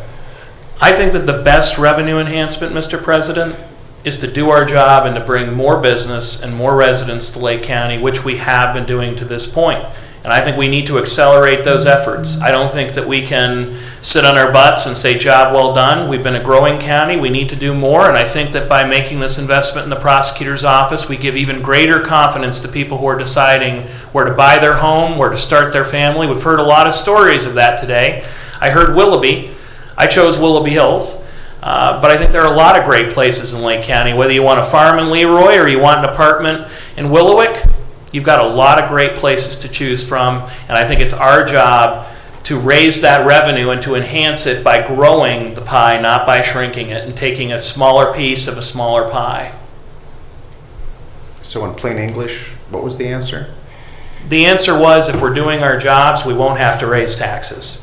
If we're doing our jobs, we won't have to raise taxes. Okay. All right, moving on to the next subject. Do we have anyone in the public comment wishing to add anything to this discussion at this time? Anyone at all? All right, Madam Clerk, if we can move on to the first agenda item, please. In special resolutions, resolution proclaiming August 2022 Child Support Awareness Month in Lake County, Ohio. Move to approve. Second. Discussion? None being heard. Madam Clerk? Commissioner Plechnik? Yes. Commissioner Tyler? Yes. Commissioner Hammercheck? Yes, and I am so sorry, Suzanne, did you want to have anything you wanted to add to that? I realize it's now been passed, but if you want to, I am so sorry. Thank you, Commissioner. Never too late. Thank you. I would like to add a little something, and I know that there's been a lot of discussion this morning about the needs in our county and in our prosecutor's office and in our community, and talking about the child support program is also addressing another need, and that is the need of the children in our community and their caregivers and the child support that is so vitally important to them. Child Support Awareness Month is really an opportunity to highlight that support from both parents is critical to meeting a child's physical, social, emotional, and financial needs. So that's why we are grateful for the Commissioner's Office for putting this on the agenda today. I did invite our Child Support Administrator, Cheryl Byback, to join me for the meeting today. If it would be allowable, she was hoping to provide a bit more information to the Commissioner's Office about the work of our Child Support Division. Thank you, ma'am. Anything else for Suzanne on that? Sir? Yeah, we'd like to hear. Thank you. Thank you. Thank you, Commissioner Tyler. Sure. I will be brief. I just wanted to just tell you all about some of the variety of services that we do offer to our families regardless of income. And most people know that the Child Support Enforcement Agency enforces child support cases. We do get all of our orders from juvenile court or domestic relations court. We enforce all of their child support orders. We also establish administrative orders at our agency as well. What people may not know is we also can conduct genetic testing free of charge for those who do need to still have paternity established for their children. We do schedule appointments to have that done, and most of our testing is done right at our agency. In addition to also establishing orders and enforcing orders, we also can help with interstate enforcement when we have residents who may have cases or other parents who reside out of our state. We can help them with and assist in getting either establishment or enforcement on those cases as well. And we are able to also modify ongoing child support obligations that may be in place that need to be adjusted. So our office can help and can do that for our residents as well. So just to let you know that as of June 30th, we did have 10,667 open child support cases that our office does maintain and work. And in 2021, we collected a little over $34.9 million for our cases in our program. Very good. Thank you, ma'am. Thank you. All right, thanks. And as long as we're in the special section of things, we have some representatives here from our Fair Board. I certainly wouldn't want to go blasting past you folks here. Wade, welcome. Thank you. My name is Wade Crowfoot. I'm one of 18 Fair Board members on the Lake County Fair Board, and I'm also the president of the Fair Board for a few years. What I'd like to do to start off is to thank the commissioners and some townships that support our fair throughout the year, not only during the fair with equipment and with labor. Painesville Township, Perry Township, some from Leroy, and a lot from Lake County. The county engineers have been a great help pre-fair to get the grounds up to a usable and safe facility. And also the commissioners have kicked in a lot of capital improvement funds to help us maintain a clean and safe property, let's say, at the fairgrounds, and hope to have them continue doing this in the future. With all that said, The 2022 fair has been a great fair. We didn't quite meet our records we had last year for the week, but we have broke a few records. To start off with, Sunday was our record day for Sunday at the fair. We also had a, let me go through my notes here real quick. We also had our demo derby was a record success in audience and in money, revenue brought in. Our motocross also was a record for this year. Our pre-fair parking, which was a record this year. Our memberships are up as a record this year. And what I can also say on that is our 4-H livestock auction broke a record by a big jump. It went from I think $289,000 last year to $349,000 this year. I also like to thank the people involved with private donation money too. The 4-H Saddle Horse program donated a good chunk of money to help us update the footing for the 2 horse rings they have on the grounds. The Fair Board budget itself helped out with a lot of building improvements this year, in which we had in the past. We got a very aggressive building maintenance and upgrade program at the fair over the year, and we've done a real good project with it. I'd like to thank all the other Fair Board members that have helped with this.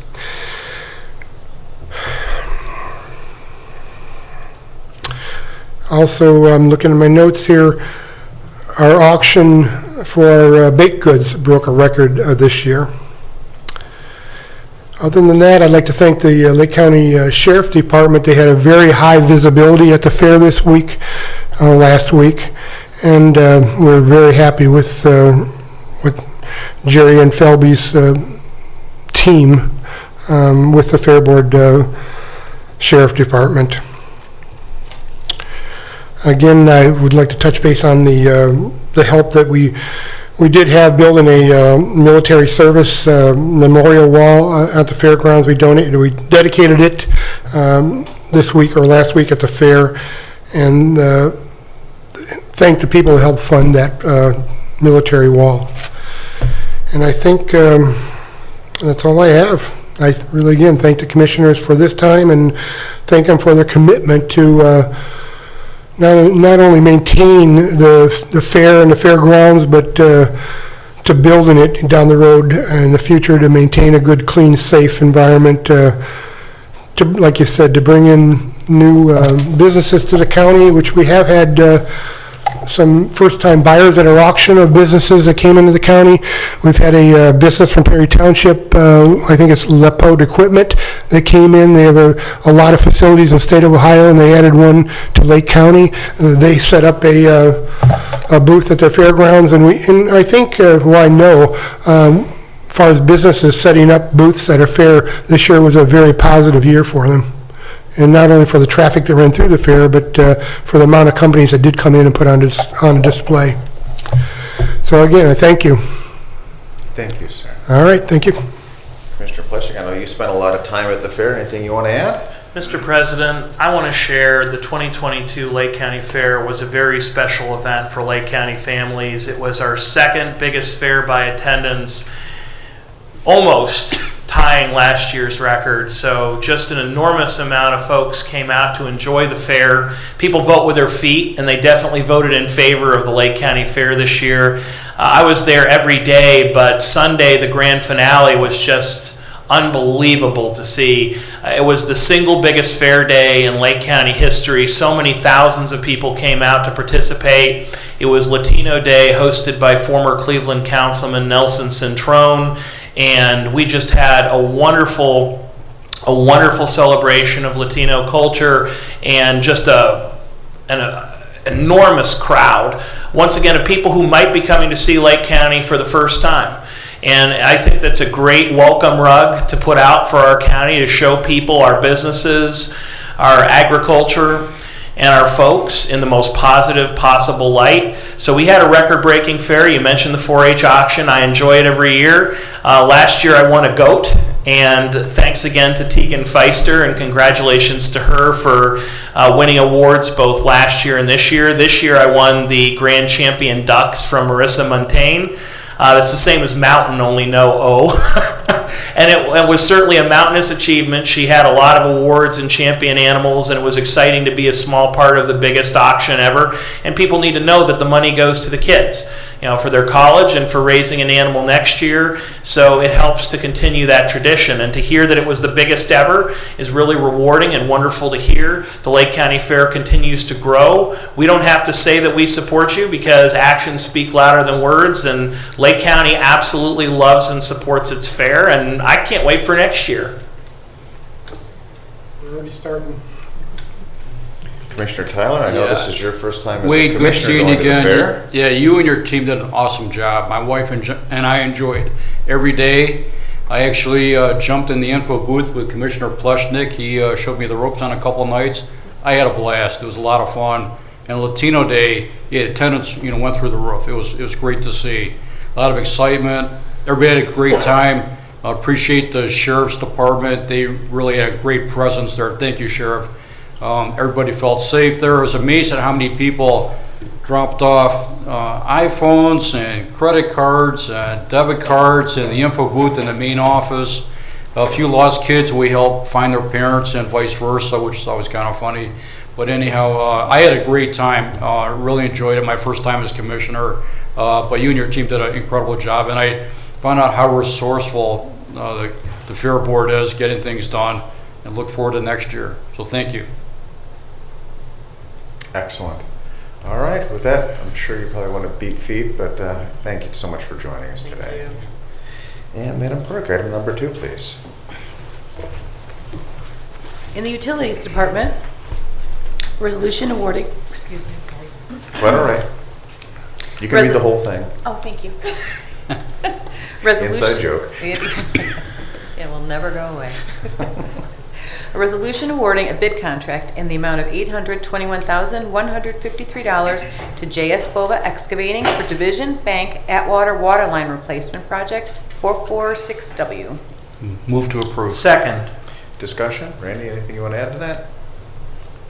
This is part of our capital improvement plan for waterline improvements. It is a little bit different because we are getting a couple of grants for this project, one from OPWC for about $250,000, and another grant from Ohio Department of Development for about $450,000. That was through the infrastructure bill passed last year, so we're fortunate enough to receive monies for that for this project, and look forward to getting this done. Excellent, thank you. If there's nothing further, Madam Clerk, roll call, please. Commissioner Plechnik? Yes. Commissioner Tyler? Yes. Commissioner Hammercheck? Yes. Resolution transferring appropriations and transferring cash from the Lake County Department of Utilities Project Fund 595 to the Water Operating Fund. Move to approve. Second. Discussion? None being heard. Madam Clerk, roll call, please. Commissioner Plechnik? Yes. Commissioner Tyler? Yes. Commissioner Hammercheck? Yes. Resolution increasing appropriations and transferring cash within the Lake County Department of Utilities Sewer Operating Fund and Project Fund 596 Kirtland Old Town Sanitary Sewer Project 445S. Move to approve. Second. Discussion? None being heard. Madam Clerk, roll call, please. Commissioner Plechnik? Yes. Commissioner Tyler? Yes. Commissioner Hammercheck? Yes. Resolution authorizing execution of an engineering agreement with Burgess & Nyepel for the Bellflower Sanitary Lining Project 403S for the Lake County Department of Utilities. Move to approve. Second. Discussion? None being heard. Madam Clerk, roll call, please. Commissioner Plechnik? Yes. Commissioner Tyler? Yes. Commissioner Hammercheck? Yes.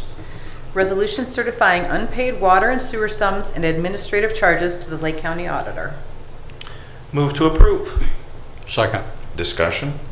None being heard. Madam Clerk, roll call, please. Commissioner Plechnik? Yes. Commissioner Tyler? Yes. Commissioner Hammercheck? Yes.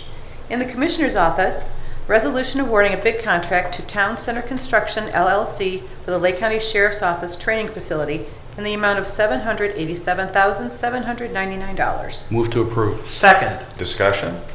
Sheriff?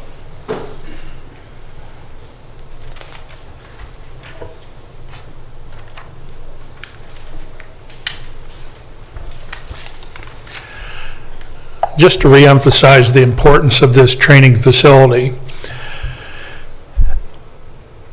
Recently attended training with Jocko Willink, who managed training for all the Navy SEALs in the United States at one point in his career. What he spoke about is real-time training. And traditionally, police have trained to stationary targets for shooting. The only problem is in the field, those stationary targets move. And there are other factors, there's crowds and things that come into play. What we need in Lake County is realistic training in real life scenarios. So this building will provide not only shoot, don't shoot scenarios that play out on computers where the officer faces different individuals in different situations. It will have tactical training in a building with movable walls, so you're not always walking in and knowing what you're walking into. This realistic training is critical. But more importantly, besides that, this training will be provided to all Lake County police departments. They will all have access to this facility. The Sheriff's Office will manage this training facility. Detective Jeff Bell, who is our range instructor, will move to that and will manage getting departments in and out in an efficient manner to properly use this facility, and all Lake County law enforcement will benefit from this new technology and new training facility. Sounds like a great program and proposal. When it gets done, I really would like to take a tour of that. I think it's going to make a big difference, I think, for Lake County. That's great. Mr. President? Sir. I just want to thank the sheriff for bringing this to the commissioners' attention, how we could not only improve training for the sheriff's office, but make this available to all of the police departments in Lake County. So it's going to be a resource going forward. Many of them pay for training outside of the county today, and from here on out, they're going to be able to work with our sheriff and get the best training available right here. Actually, Sheriff, not to contradict my colleague, but didn't we bring this to you? Hey, what can we do for all of Lake County law enforcement? And you really stepped up. I think it's more correct. We were actually looking at a possible project with a private organization, and the sheriff said, hey, we could do it right here in-house. So I think in context, the sheriff deeply stepped up. I think the commissioners have worked very closely with law enforcement in Lake County to see what difference can we make. And that is where the credit should be with your office in turn, because there was a proposal by a private entity, people are going here and there, we'd like you to come here. And I don't believe that was in the best interest of Lake County law enforcement to do that. And so this was a better option. And when I approached the Lake County chiefs, they all unanimously agreed that this was the best direction to go for the county. And if I could just add, the sheriff's leadership, talk about building bridges from our first public comment portion. You've made extreme advances with our local chiefs. The level of commitment and the interactions between the sheriff's office has gone up exponentially since your time in office as sheriff. So I think if we're going to give credit, we should really give credit for all these great things that Sheriff Liam Bruno has been doing as a diplomat as well as our chief law enforcement officer. Well, I don't want to say Lake County has great police chiefs and great law enforcement. And so working together is the natural way to move, and I'm glad we're able to do that. Nice to have that collaboration in Lake County. Absolutely. Yeah, thank you. very good. Thank you, sir. All right, if there's nothing further, Madam Clerk, roll call, please. Commissioner Plechnik? Yes. Commissioner Tyler? Yes. Commissioner Hammercheck? Yes. Resolution setting the date, time, and place for public hearing for the proposed vacation of a portion of Loveland Road, also known as East Loveland Road, in Madison Township. Hearing Tuesday, August 30th, 2022 at 10 a.m. in the Commissioner's Chambers, 5th floor, Building A, 105 Main Street, Painesville, Ohio, 44077. Move to approve. Second. Discussion?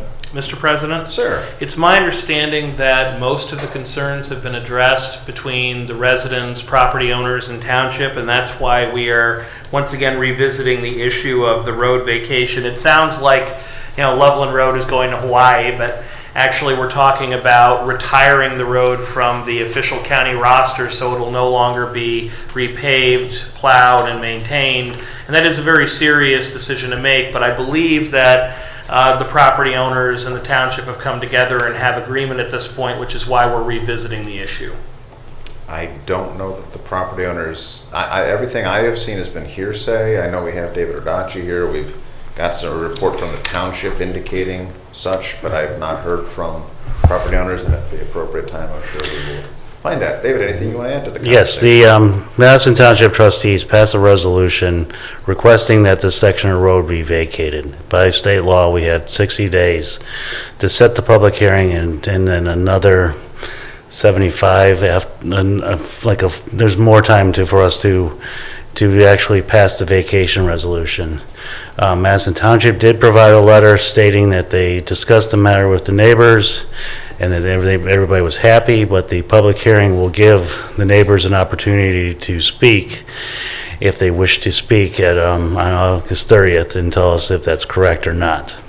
We will have to send copies of these resolutions to the neighbors so they will be informed that this is happening.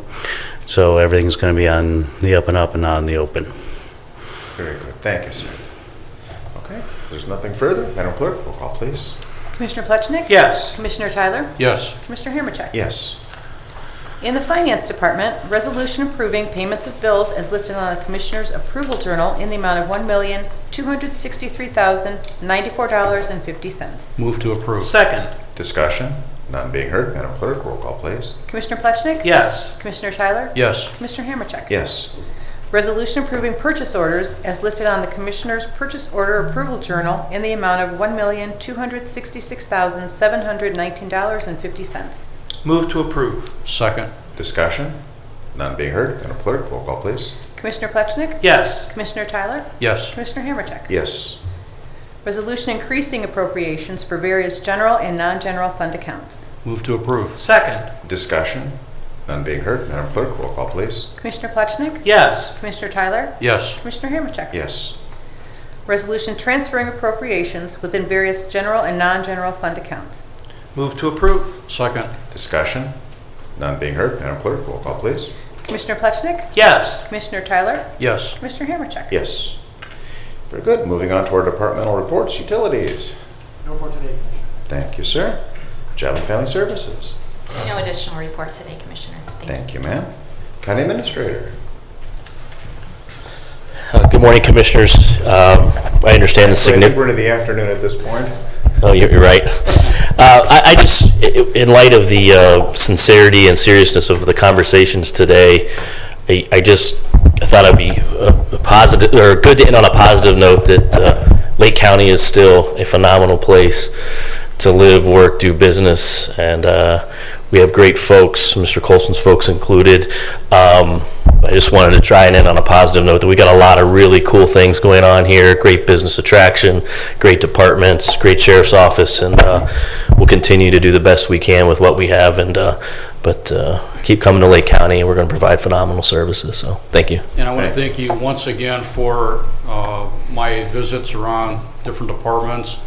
I was able to meet with the Planning and Community Development Department. I say Dave Ardacci back there. Thanks, Dave, for taking the time. So I have a much better understanding of how the planning office works, and meeting with the RIAPET and CDBGs. So thank you for your time. As well, I had a very lengthy discussion with Mike Matus, the budget director, and it was worth the time to go through that. I learned so much about county finances and budgeting. So Jason, thanks. These are so important. I learn so much every meeting, so I'd like to continue those. Yeah, I think we've got JFS scheduled next week, and telecommunications, and Rodney at the dog shelter. So yeah, I appreciate, as with Commissioner Plechnik 18 months ago, getting out there and meeting everybody, and some of the tasks that a lot of folks don't know that we're responsible for. So that's great. So thank you. They know. Thank you. Thank you. Okay, moving on to our clerk. Madam Clerk. I don't want Jen yelling at me, so our next meeting is next Thursday, August 11th at 10 a.m. Awesome. Thank you, ma'am. Legal. Commissioner, I just want to say how proud I am of the co-workers that came up here and spoke today. Obviously, I'm very proud to work for Mr. Colson. And I think it's also important to point out the job that Jamie Cole has done as our office administrator. This situation has been brewing for a while, and I think it really kind of culminated yesterday, which resulted in a decision to come up here today. But Ms. Coble, she goes above and beyond, and I appreciate working with her. Well said. Thank you, sir. Anything for legal? Nothing. Thank you. Okay, moving on to old business. Do we have any old business to come before the board? Any old business? And new business. Do we have any new business? Okay, I've got one that's kind of fun here. We had the Legacy Academy. They had their sort of a soft ribbon cutting. Legacy Academy. They're how can I say this? Faith-based organization trying to step in, help youth with youth sports, helping out with specialized training. You know, Painesville City Schools, for example, they just don't have the discretionary dollars to do all the little nuances and whatnot. We've got a couple of videos here with Commissioner Plechnik and myself just kind of having a good time, and I'll tell you what, if the spirit wasn't present, I got to tell you, neither of us, I think, are ever going to quite make the Cavs here, but there's some fun stuff here, so we could throw a couple videos out there. This would be Bishop Maribel. And of course, I was teasing Commissioner Maribel and said, okay, so they didn't exactly have basketball in Haiti. He said, no, we were all about soccer.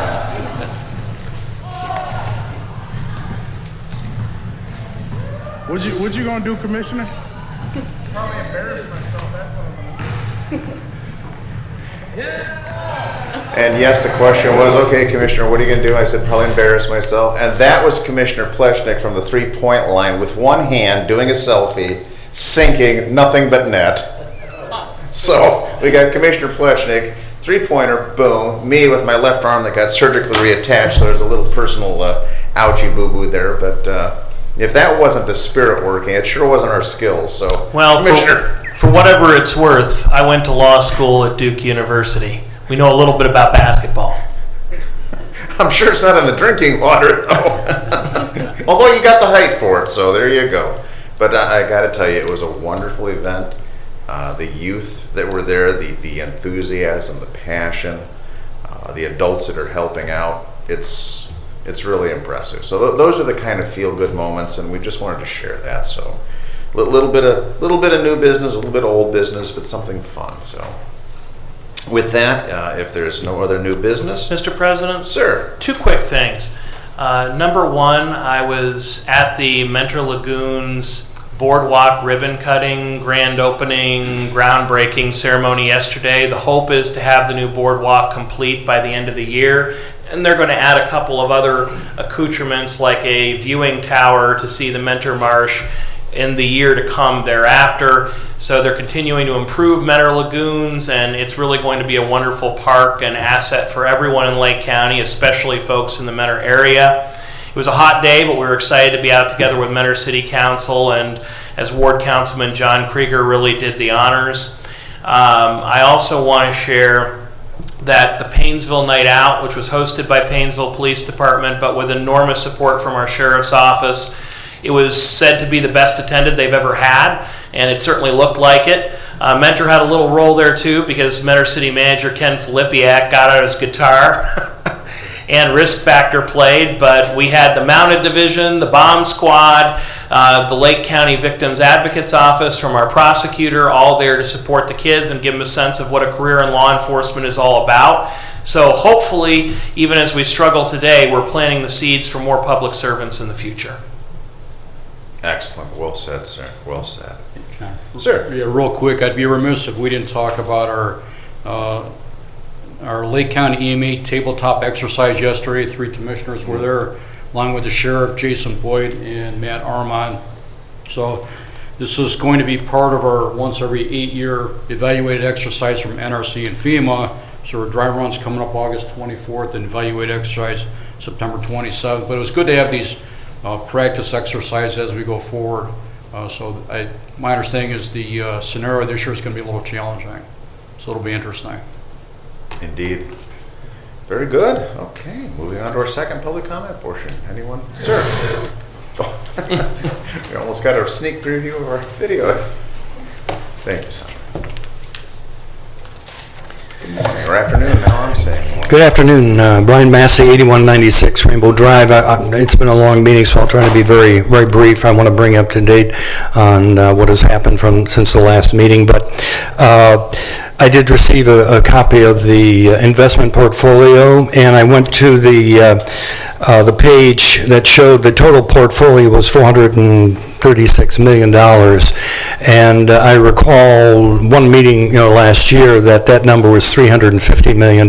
So that raised a big flag. So I went out, after Treasurer Zern, and I said, how do we get from 350 to 436? He said, well, just wait a month, and that 436, after payments are made, that's going to be substantially down. So I said, okay, that sort of makes sense, but I wanted the commissioners to know that you're not looking at, 436 million. It'll be substantially less in 30 days. I also, last meeting I talked about the private selling officers, and I said that I'd try to reach out to Judge Lucci, and he had not responded. But I just want to let you know that in the last week he did respond, and I want to publicly thank him for taking the time to explain why they've had problems with private selling officers. I believe that's what it is, and that's why they use the sheriff in the foreclosures. Regarding the corrections board, if you remember, I was concerned that, in my opinion, that there was a violation of the Open Meetings Act by the corrections board. I did leave a message with Craig Berry, the manager of the board. He had not called me back. He still has not called me back, and I would really like to talk to him and ask him, in his opinion, did he think he violated the law, or was he even aware of it? Can I address that? Sure. And do you mind? Hey, we've got the prosecutor in the house. Well, who better to speak to it? And on microphone, if you don't mind, sir. Oh, okay. Thank you, sir. That was brought to my attention when you brought it up last week. And so we went looking, and it is a public body. The public open meeting law does apply to it, and we've never given proper notice. How did that happen? I don't know. I assume it happened because the people who set it up were the probation department, and they weren't used to public meetings. And then they sent out the notice, and everybody who was a member got notice, and we showed up, and nobody ever thought about it. And it went on that way for, I don't know how many years, in violation of the law. What caused it? The only thing I can think of is a lack of imagination. Nobody sat down to think. And so it was a screw up from day one. We have got it fixed now, and notices will be given. Thank you very much. Thank you, Prosecutor Colson. Thank you. I do appreciate that. The transparency is really appreciated, and you know that I'm all about that. But again, publicly thank Judge Lucci for actually giving me an explanation of what was really discussed in the meeting, and I posted that to our website so that the people of Lake County that are in our readership, they would know. So I appreciate that. So with Mr. Colson giving the explanation, I guess I don't need to really speak to Mr. Berry. I had the opportunity to see Project Hope. I was invited to see it, and I had never been to the Project Hope, and so I'm always looking at opportunities to increase my knowledge of what is happening in Lake County. And I can say that it's quite an organization that's really operating on a shoestring budget, and A lot of it is really just in donations, and I will personally try to get some more community members to actually see Project Hope. I will ask if they can give us some more tours, because I think it's important that we continue to make the average citizens aware of what is happening in the community. So perhaps there's more donations, or whether it's donations in kind or actual money. So it certainly is a worthwhile organization. I was speaking to Suzanne about it, and she's certainly aware of them, and she's going to she's been thinking about trying to come up with ways to help them out also. So, and I told Suzanne if there's anything that we can do as lobbyists for citizens to, again, being a platform for Project Hope, we'd be glad to do that. And the same thing goes with the Council on Aging. I give accolades to Joey Tomczyk for being transparent. Anytime someone wants to put a levy on the ballot, my initial reaction is I'd like to see some financial statements. He did that within days, so he was totally transparent. And again, I don't see any issues with Council on Aging. They do a fine job, and I think it's going to be even tougher for them in the next 6 to 12 months. This brings me to there's an issue. I've got two items. I'm not sure which one to go with first, but let's talk about the Budget Commission. Again, I asked for a public records request, and I did get it from the prosecutor's office about the crime lab levy. 2018, they put a levy on the ballot. It was passed as a continuous levy, and they started collecting money in 2019. I've received financial statements for 2019, 2020, and 2021, and for the 5 months of 2022. What I noticed was that, as of May 30th, had accumulated just short of $7 million. And when I looked at the revenue stream, it was $4.2 million each year was their total revenue. And their profit, I know they don't call it profit in the government sector, but in the private sector, when you have revenue minus your expenses, that's profit. Of basically $1.6 million a year. I heard the discussion of the prosecutor's office, needing $600,000. I don't know how it's possible. Maybe you can't, transfer money, but if you've got a crime lab that's accumulating $1.6 million a year. And as I understand it, that a budget commission, would, and my understanding of a budget commission is that their duty is to determine whether or not they've got to have justification for more than three months worth of operating expenses. And for the crime lab to, accumulate $7 million, and the prosecutor's office is having, trouble retaining employees, and they, and digress a second, I wholeheartedly agree with Jason Boyd that we've got some excellent employees in this administration building. No matter what department I work with, as auditor or treasurer, they are extremely competent. Fortunately, I haven't had to work with the prosecutor. Maybe that's good for me. Dealing with the FBI is enough, so I don't want to really deal with the prosecutor's office. But extremely competent people that are employed in the Lake County government. So I mentioned the Budget Commission. You've got a tall task ahead of yourself, because this is probably going to have a ripple effect, throughout the county.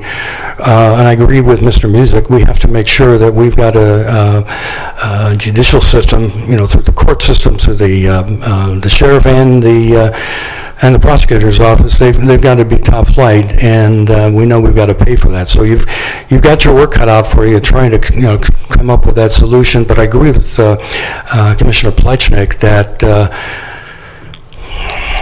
these our seniors, we're going to start to see some foreclosures, unfortunately, with this inflation rate, and people are going to have trouble, either paying their mortgage, paying their taxes, or just buying food. It's a very difficult, situation. The last item I have is,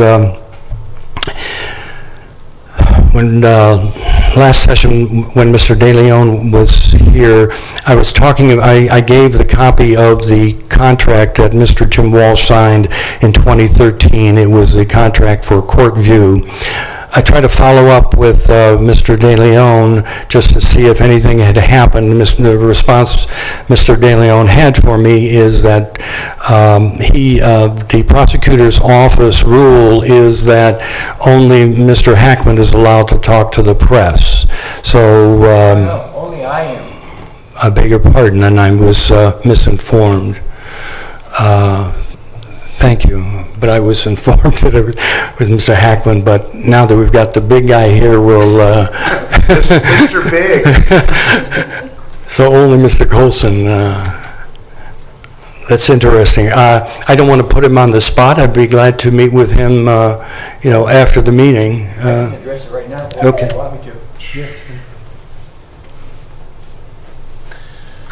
to. To call this a contract is not accurate. Unfortunately, let me tell you what the part of the problem is.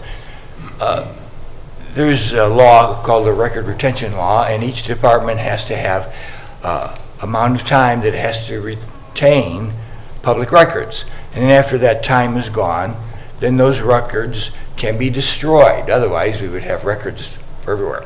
Unfortunately, this item that you're talking about is a item that was destroyed. All of the records for this purchase of the software and setting up this computer system, this was for the court and the clerk's office, I believe. And so the time is gone, the records are destroyed. So we can't go back and say, here's all of the records, all the contracts destroyed, everything. Someone found somewhere, and I assume in the clerk's office, but I don't really know, a piece of paper that's called a quote, not a contract, it's called a quote. It's a quote that Jim Walsh signed. So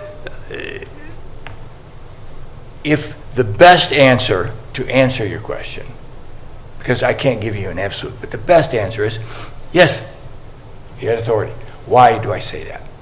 Well, first of all, it's not a contract. I don't think it was ever intended to be a contract. But it's clear, and we all know, and from our memories, that the judges and the clerk bought the software, bought the system. They got what they wanted. In fact, I think it was even built for them as part of it. They got exactly what they wanted. The county paid for it, and it was all done. So the question really is there any reason at all to suspect any wrongdoing because Jim Walsh signed this quote? And the answer is no. The county got what it paid for, got what it wanted, got what it asked for. The company got paid, and we don't have any records to show that anymore. And just having this simple quote really means nothing. Does that help? Yes, a little bit, but again, the question that we had asked before was, at a $78,000 contract, should there have been a resolution prepared and signed by the commissioners?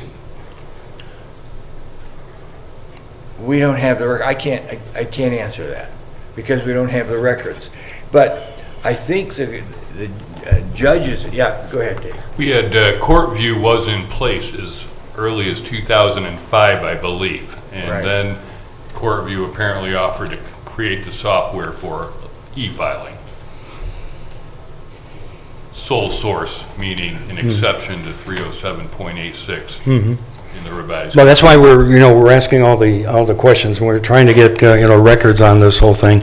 And, we found the record that there was an original resolution, and then there was a resolution rescinding that because Mr. Walsh said that things had changed, but there was no record of Mr. Walsh and/or the clerk at the time coming before the commissioners to say that we need approval from you to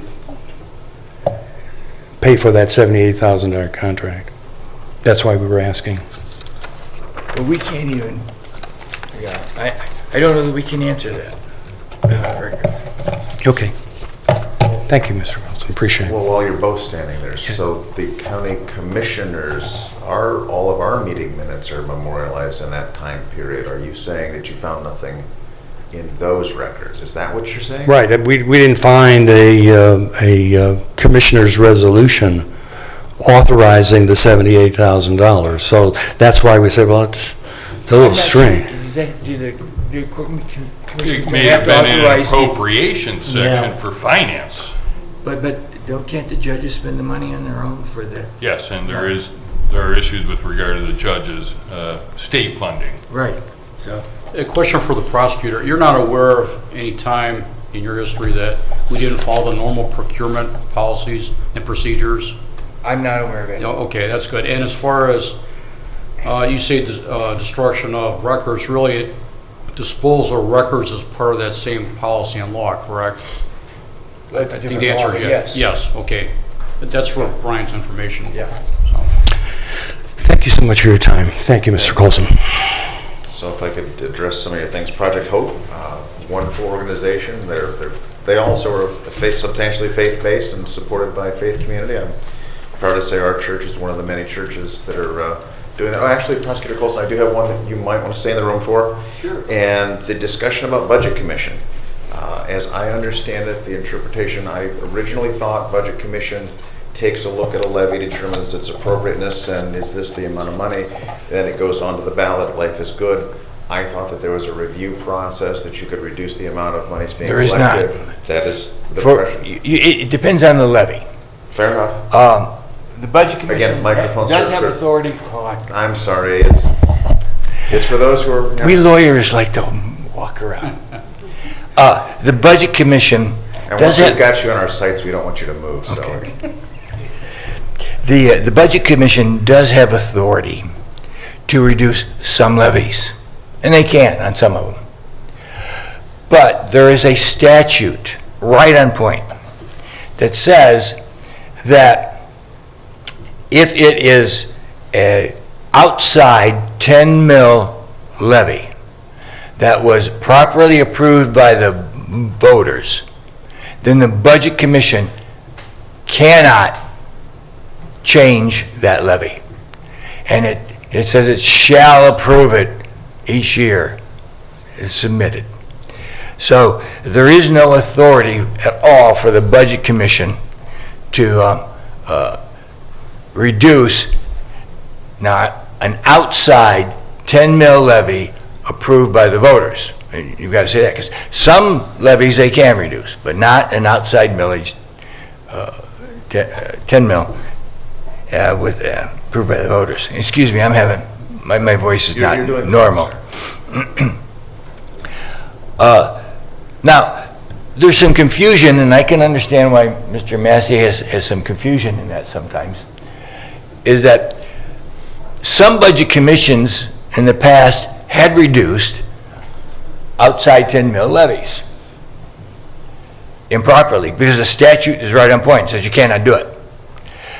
But they relied on another statute that is a general statute that says that the Budget Commission can look at the appropriateness of all the levies. But this specific statute will always prevail over this general one. But we don't even have to worry about statutory interpretation. The Supreme Court of Ohio said that once the voters have properly approved an outside 10 mil levy, then that is, by law, by operation of the law, a valid levy, and it's appropriate. And the Budget Commission has no ability to change it. But I want to make another comment, if I can.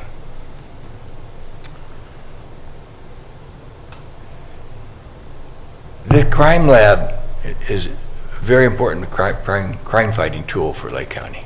Very important. And the way levies work, and I think Commissioner Plesnik was the one who explained it last meeting, I was told. We know levies aren't going to last forever. The levy before this one, when I went to the voters and I asked for it and the commissioners agreed and they put the levy on, the first levy, I said, I'm going to try to make this levy last 15 years. And the way you can make a levy last that long, when the income is fixed, because every year the income is fixed. When a levy brings in a certain amount of money, that's the amount of money it's going to bring in every year. So what happens is, in the early part of the levy, you do have, and you're right, it's not a profit, it's taxes. Profit has no clear. This is taxing. This is the voters said we want to be taxed for the crime lab levy. And so what you do is, what happens is you accumulate money in the early part because you're spending less, and when you go for the levy, you know you're going to accumulate. You know you're going to accumulate some money because you're going to be spending less. Your expenses aren't that high yet as to what amount of money you're bringing in. So you are going to get a surplus every year. But as your expenses go up, pretty soon, you know, if you're bringing in this flat line and your expenses keep going up, and they all do, always go up, pretty soon your expenses are then going to equal your income. And then what's going to happen is your expenses are going to exceed your income. And you're going to be using that surplus up. And that surplus will disappear. And eventually that levy will not produce enough money to operate. I told the voters again this second time that this levy should last 15 years. And the last time I was able to make it last 20 years. Through frugal spending, through good fiscal management of the crime lab, we were able to make it last 20 years before we had to go back to the voters. And my goal is, and somebody said earlier today, I'm not going to be around forever. I certainly probably won't be around for 20 years, but my goal is, as long as I'm still here and managing those funds, we are going to be very frugal in our spending of the crime lab monies, and hopefully it will last good 15 years, and maybe with luck it will last a few years longer. But here's some things you have to think about, and it's not just, oh, you're bringing in $1 million a year more than you're spending. You've got to have secure financing for the crime lab. The crime lab is nothing but a building and a lot of fancy, really neat machinery. But the real important part of the crime lab are its people. And it's the scientists that mean everything. And the only way, it's kind of like what we were talking about earlier today, the only way you can hire good scientists and keep them and attract them to the Lake County Crime Laboratory is if they know that the funding for the laboratory is secure. If they know it's secure, then they'll want to get a job there. And they'll want to work there, and they'll want to spend a career there. And we have had some people spend their careers at the Lake County Crime Laboratory. And we have some nationally known scientists at the crime lab because we have always had secure funding.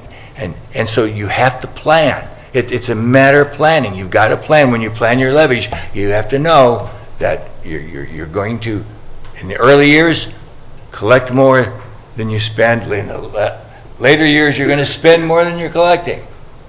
And so when you're managing a crime lab, you've got to think of all of those things, not just looking at the bottom line of how much money we're collecting now and how much we're spending, because the spending changes all the time. it's a matter of, you have to make sure you're doing good fiscal management every year, all the time, to try to make that levy last. And so, that's just comments. Rebuttal to that? Oh, go ahead.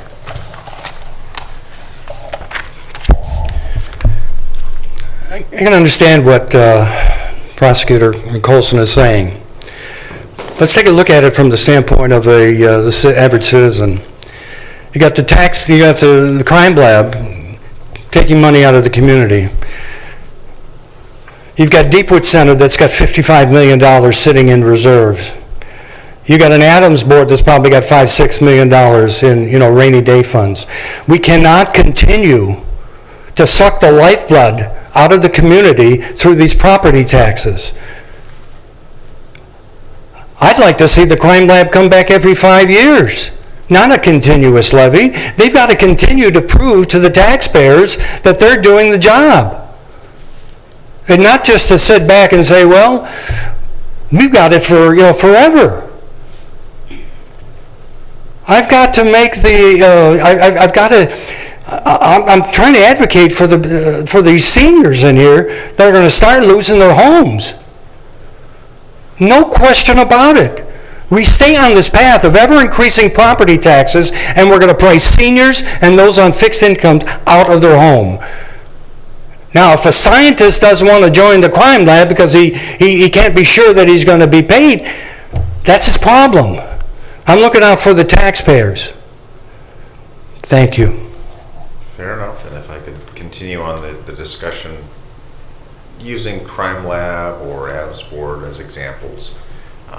The Budget Commission, it sounds like there are statutory, I'm going to say guardrails, limitations as to what they can do. We've heard discussions from other commissioners in other counties about how their budget commissions have reduced levy collections. As Commissioner Pleshnik pointed out, when we're doing our jobs, we drill down in things, we get into stuff. One of our jobs is to ask these difficult questions, and I'm sure there's going to be people out there with getting their hackles up, wait a minute, why are you talking about my levy? But this is a matter subject to fair debate, and it doesn't sound like this is debatable. The law is the law.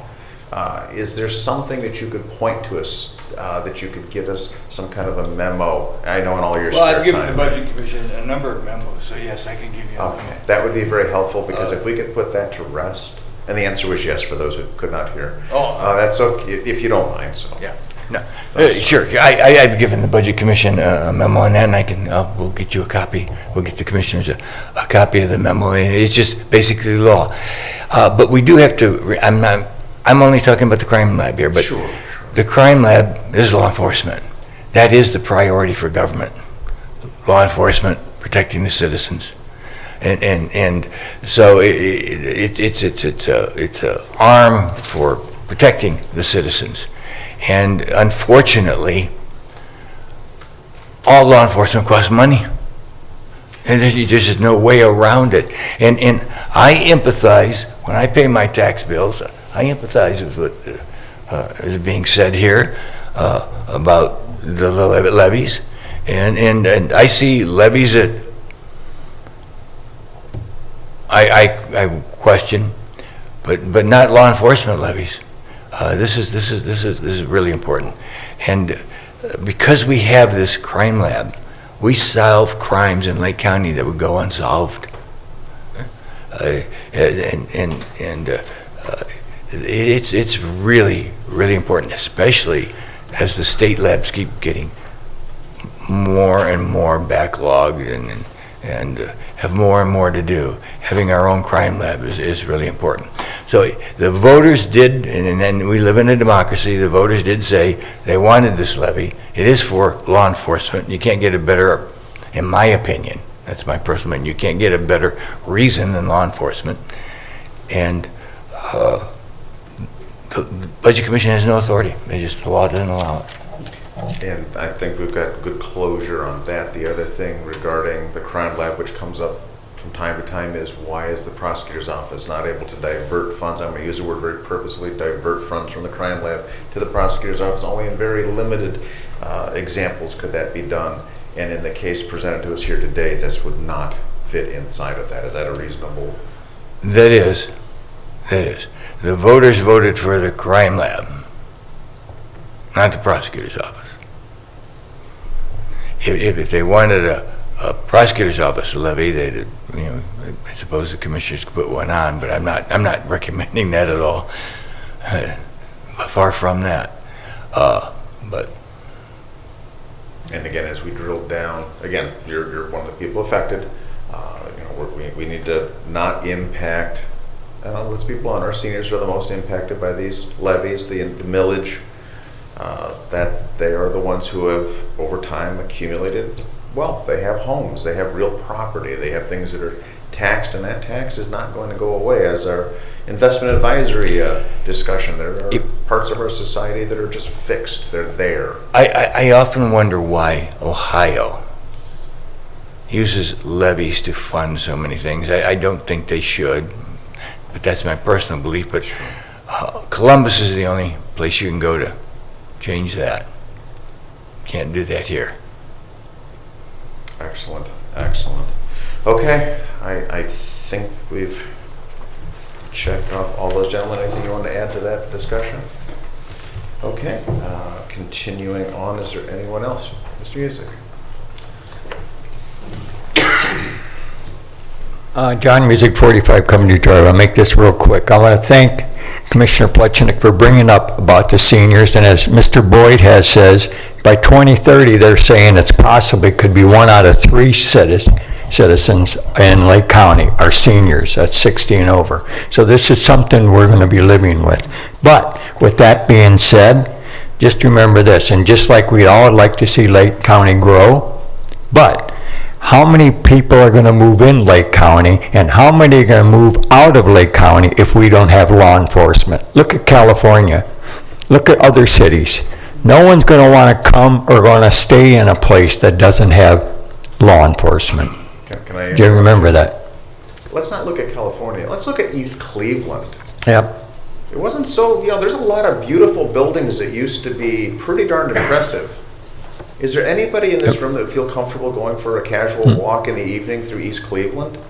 Well, let's say this. I used to work in Cleveland, and I used to go in homes in Cleveland. And very few of you have. I have. And now we see the post office employees getting shot or robbed or this or that. So this is something we don't want to come to Lake County. So without our law enforcement, who knows what will happen. So we do what there's no higher priority in my mind for the commissioners is to protect the citizens of this county. Thank you. Sir, thank you. Anyone else wishing to address the board at this time? Anyone else? All right, and with that, I will entertain a motion to adjourn. So moved. Second. Thank you. Madam Clerk, roll call, please. Commissioner Plechnik? Yes. Commissioner Tyler? Yes. Commissioner Hammercheck? Yes, thank you. This meeting stands adjourned. Thank you for joining us today. Thank you. And I appreciate